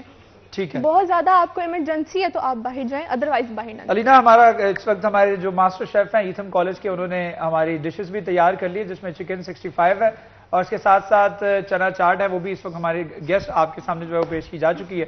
تو کیسی پریزنٹیشن لگ رہی ہے آپ کو؟ مجھے دیکھنے میں تو بہت اچھی لگ رہی ہے. تو پریزنٹیشن کے اوپر آپ خیال رکھتے ہیں؟ آپ نے کہا میں کوکنگ کرتی ہوں, لیکن پریزنٹیشن کا خیال آپ رکھتی ہیں, یا آپ کچھ کک وہ ہوتے ہیں جو پریزنٹیشن کا خیال نہیں رکھتے, کھانا پکا دیا جی سرو کر دیا, دیٹس اٹ. کبھی لیٹ ہو جائے نا تو پھر میں تھوڑا سا, اچھا لیٹ ہو جائے تو پھر فوری طور پر آپ نے پیش کرنا. اگر لیٹ نہ ہو تو آپ نے کبھی پریزنٹیشن کی ہے, خاص طور پر کبھی توجہ دی ہے پریزنٹیشن کرنے کا؟ بہت اچھی لگتی ہے اس طرح آپ کی کوکنگ نا, تو میں کرتی ہوں. اچھا, سویٹ ڈش زیادہ پسند ہے یا آپ کو جو ہے وہ اسپائسی اور سالٹی چیزیں؟ سویٹ ڈش زیادہ پسند ہے. اچھا, سویٹ ڈش زیادہ پسند ہے. جی چلیں, آپ کو کسی نے سویٹ ڈش بھی کھلائے گی, فی الحال آپ کے پاس یہ ہے. علامہ صاحب کی طرف رخ کرتے ہیں. علامہ صاحب, لاک ڈاؤن کی صورتحال پہ بات کر رہے تھے ہم, لیکن لوگ ہمارے جو ہیں وہ سیریس نہیں ہیں. جس سے میں نے پہلے بتایا کہ ہم اس کرونا سے ڈر نہیں رہے لیکن لڑ بھی نہیں رہے, تو اس کے اوپر لوگوں کو تھوڑا سا میں چاہوں گا, دین ہمارا کیا سمجھاتا ہے, کیا سکھاتا ہے؟ اوورآل غفلت ہماری ذات کا حصہ ہے. یہ تو ایک طبی معاملہ آ گیا ہے, اور اس میں ہم ڈاکٹرز جو ہیں یا جو لوگ ہمیں سمجھا رہے ہیں ان کی بات, ہمیں تو اللہ کہتا ہے کہ کچھ چیزیں ہیں ان کو اپنا لو, کچھ چیزیں ہیں ان سے رک جاؤ. ہم بحیثیت قوم چیزوں کو زیادہ جو ہے عدم توجہ کا شکار ہو گئے ہیں, دین کی طرف بھی, اخلاقیات کی طرف بھی. اوورآل کچھ اس طرح کی صورتحال ہے. اچھا, یہاں ہماری صحت کا مسئلہ ہے اور ہم اپنی صحت کے مسئلے کو بھی پریفر نہیں کر رہے ہیں, اور دیکھنا یہ چاہیے کہ انسان کا جسم جو ہے یہ بھی اللہ کی امانت ہے. یہ نہ کہیں کہ بھئی میں اگر بیمار ہو گیا تو کچھ نہیں ہوتا, یہ بھی اللہ کی امانت ہے. اگر اس کے اندر ہم خیانت کرتے ہیں نا تو اس کا بھی جواب اللہ تعالیٰ کی بارگاہ میں دینا پڑے گا. ایسا نہیں ہے. نقوی صاحب, میں چاہوں گا اس میں آپ ایڈ آن کر دیجیے گا اسی بات میں کہ لاک ڈاؤن کی صورتحال اور ہمارا بیہیویئر. جی, میں کل جو آپ کے سیاسی مہمان آئے تھے ان سے میں نے بہت کچھ سیکھا. جب ہم آف ریکارڈ بیٹھے تھے, انہوں نے کہا کہ میری ایک گاڑی تھی 1 کروڑ 45 لاکھ کی تھی, میں نے 1 کروڑ 35 لاکھ کی بیچ کر 5000 خاندان میں راشن تقسیم کیا. میں اس بات سے بڑا متاثر ہوا کہ دیکھیں, اور ان کا جملہ یہ تھا, انہوں نے کہا کہ مجھے یقین ہے کہ اس کی 70 گاڑی مجھے آخرت میں مل جائے گی. سبحان اللہ.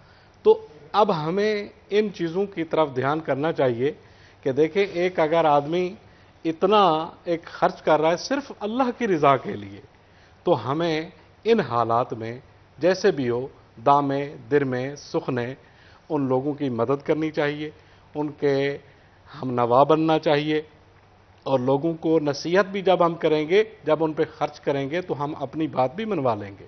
بالکل ایسے ہے. وَمِمَّا جَعَلَكُمْ مُسْتَخْلَفِينَ فِيهِ, جی خرچ کرو اس میں سے جو تمہیں اللہ تعالیٰ نے عارضی طور پر چھوڑا ہے. جو چیز بھی ہمارے پاس ہے وہ عارضی ہے. ہاں بالکل, اس میں کوئی شک و شبہ نہیں, ختم ہو جانی ہے, تو وہ کیوں اپنے پاس رکھنی ہے؟ ہاں, اللہ کے خزانے میں محفوظ ہو جانی ہے. پروردگار عالم ہم سب کو کرونا وائرس سے اور دیگر وبائی امراض سے اور تمام مخلوق کو محفوظ و مسعون فرمائے. اچھا, میں علامہ صاحب چاہ رہا ہوں کہ آپ ایک پیغام دے دیجیے گا لوگوں کو, لیکن اس سے پہلے میں اپنے جو ہمارے ماسٹر شیف ہیں ایتھم کالج سے, ابو ذر, ان سے بات کرنا چاہوں گا. ابو ذر, جو آپ نے پریزنٹیشن دی ہے نا چنا چاٹ کی, یہ آپ اس نے جو چھوٹے چھوٹے گلاسز کے اندر آپ نے اس کو ایڈ آن کیا ہے, اس کو ہم 1 بائٹ کہیں گے یا 1 سپ کہیں گے؟ اس سے ہم 1 بائٹ ہی کہیں گے. اس کو 1 بائٹ، یہ 1 بائٹ چکن جو اپنا چنا چاٹ انہوں نے پریزنٹ کی ہے، ساتھ میں انہوں نے پریزنٹیشن بڑی اچھی کی ہے. اچھا پریزنٹیشن میں اور ٹاپنگ میں آپ نے کیا استعمال کیا ذرا بتا دیجیے گا. اچھا اس کی ٹاپنگ میں کیونکہ ایک چنا چاٹ ہے سیلڈ، اس کو ہم ڈفرینٹ وے سے سکھاتے ہیں، تو اس کے بہت سارے مطلب پریزنٹیشن بہت طریقوں سے سکھائی جاتی ہے. ہم اپنے ایتھم کالج میں بہت سارے طریقوں سے چیزوں کو گارنش وغیرہ بھی سکھاتے ہیں.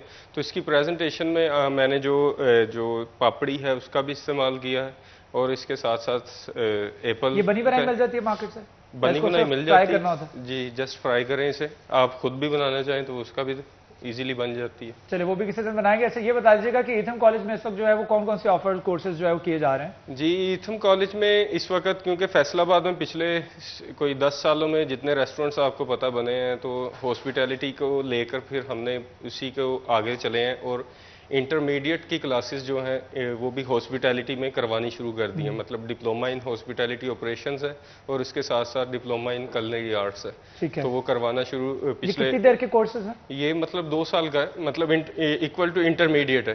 ایکول ٹو انٹرمیڈیٹ، ٹھیک ہے جی بالکل. اچھا اس کے بعد پھر as a equal to graduation بھی کچھ آگے سے جی آگے کیونکہ گورنمنٹ اس کے اوپر ورکنگ کر رہی ہے، تو اس کے میں پھر آپ کو گریجویشن ماسٹرز تک یہ پروگرام. اچھا جو انٹرمیڈیٹ کے جو آپ کورسز بتا رہے ہیں یہ 2 سال کے ہیں، اور کون کون سے کورسز ہیں دوبارہ ریپیٹ کر دیجیے گا. جی ڈپلوما ان ہوٹل آپریشنز ہے، مطلب اس کو کہہ لیں کہ انٹرمیڈیٹ ان ہوٹل آپریشنز، اور انٹرمیڈیٹ ان کلنری آرٹس، مطلب جو آپ دیکھ رہے ہیں ہمارا یہ آرٹ ہے تو اس میں بھی ہے. اور اس کی ابھی کیونکہ کووڈ-19 کی وجہ سے اس وقت انسٹیٹیوٹس تو بند ہیں، تو اس کو ہم پھر آن لائن جو ہے اس کو ہم نے شفٹ کر دیا. ٹھیک ہے نقوی صاحب، آپ سے بات کرنا چاہوں گا. لاک ڈاؤن کی صورتحال کو میں تھوڑی سی نرمی برتنے کی بات کی گئی ہے، ذرا جلدی ریپ اپ کر دیجیے گا، کیا کہیں گے اس حوالے سے؟ جی لاک ڈاؤن میں جو نرمی کا سوچا جا رہا ہے یہ بڑا اچھا پہلو ہے. اگر نرمی ہو جائے گی تو ہمارے معاشرے میں کافی سارے ایسے افراد ہیں جو انشاءاللہ اپنے اس کاروبار میں لگ جائیں گے، تو یقیناً مطلب اس کا مزدور کا فائدہ ہوگا اور دیگر تمام لوگوں کا فائدہ ہوگا. آگے خصوصاً عید آ رہی ہے، تو وہ امیر ہے یا غریب ہے، ہر ایک کو پیسے کی ضرورت ہوتی ہے. ہم بھی امید کرتے ہیں کہ لاک ڈاؤن کی صورتحال میں نرمی برتنے کے بعد جو ہے وہ تمام لوگ اس کے اوپر عمل درآمد بھی کریں گے. جو ایس او پیز گورنمنٹ کی جانب سے جو ہے وہ متعارف کروائے جائیں گے، اس کے اوپر عمل درآمد کرنا بہت لازمی ہے. ہم نے دیکھا لاک ڈاؤن کی صورتحال میں ابھی تھوڑی سی نرمی کی گئی، تو ہم نے دیکھا کہ مارکیٹس کے اندر جو ہے وہ رش بہت دگنا ہو گیا. لیکن اب چونکہ 9 مئی کے بعد جب یہ اعلان کیا جائے گا کہ لاک ڈاؤن کی صورتحال میں نرمی کی جا رہی ہے، تو ہم امید کرتے ہیں کہ لوگ جو ہیں وہ ایس او پیز کے اوپر عمل درآمد بھی کریں گے. اس پیغام کے ساتھ اپنے ہوسٹ شراز بٹ کو اجازت دیجیے. اللہ حافظ. مہربان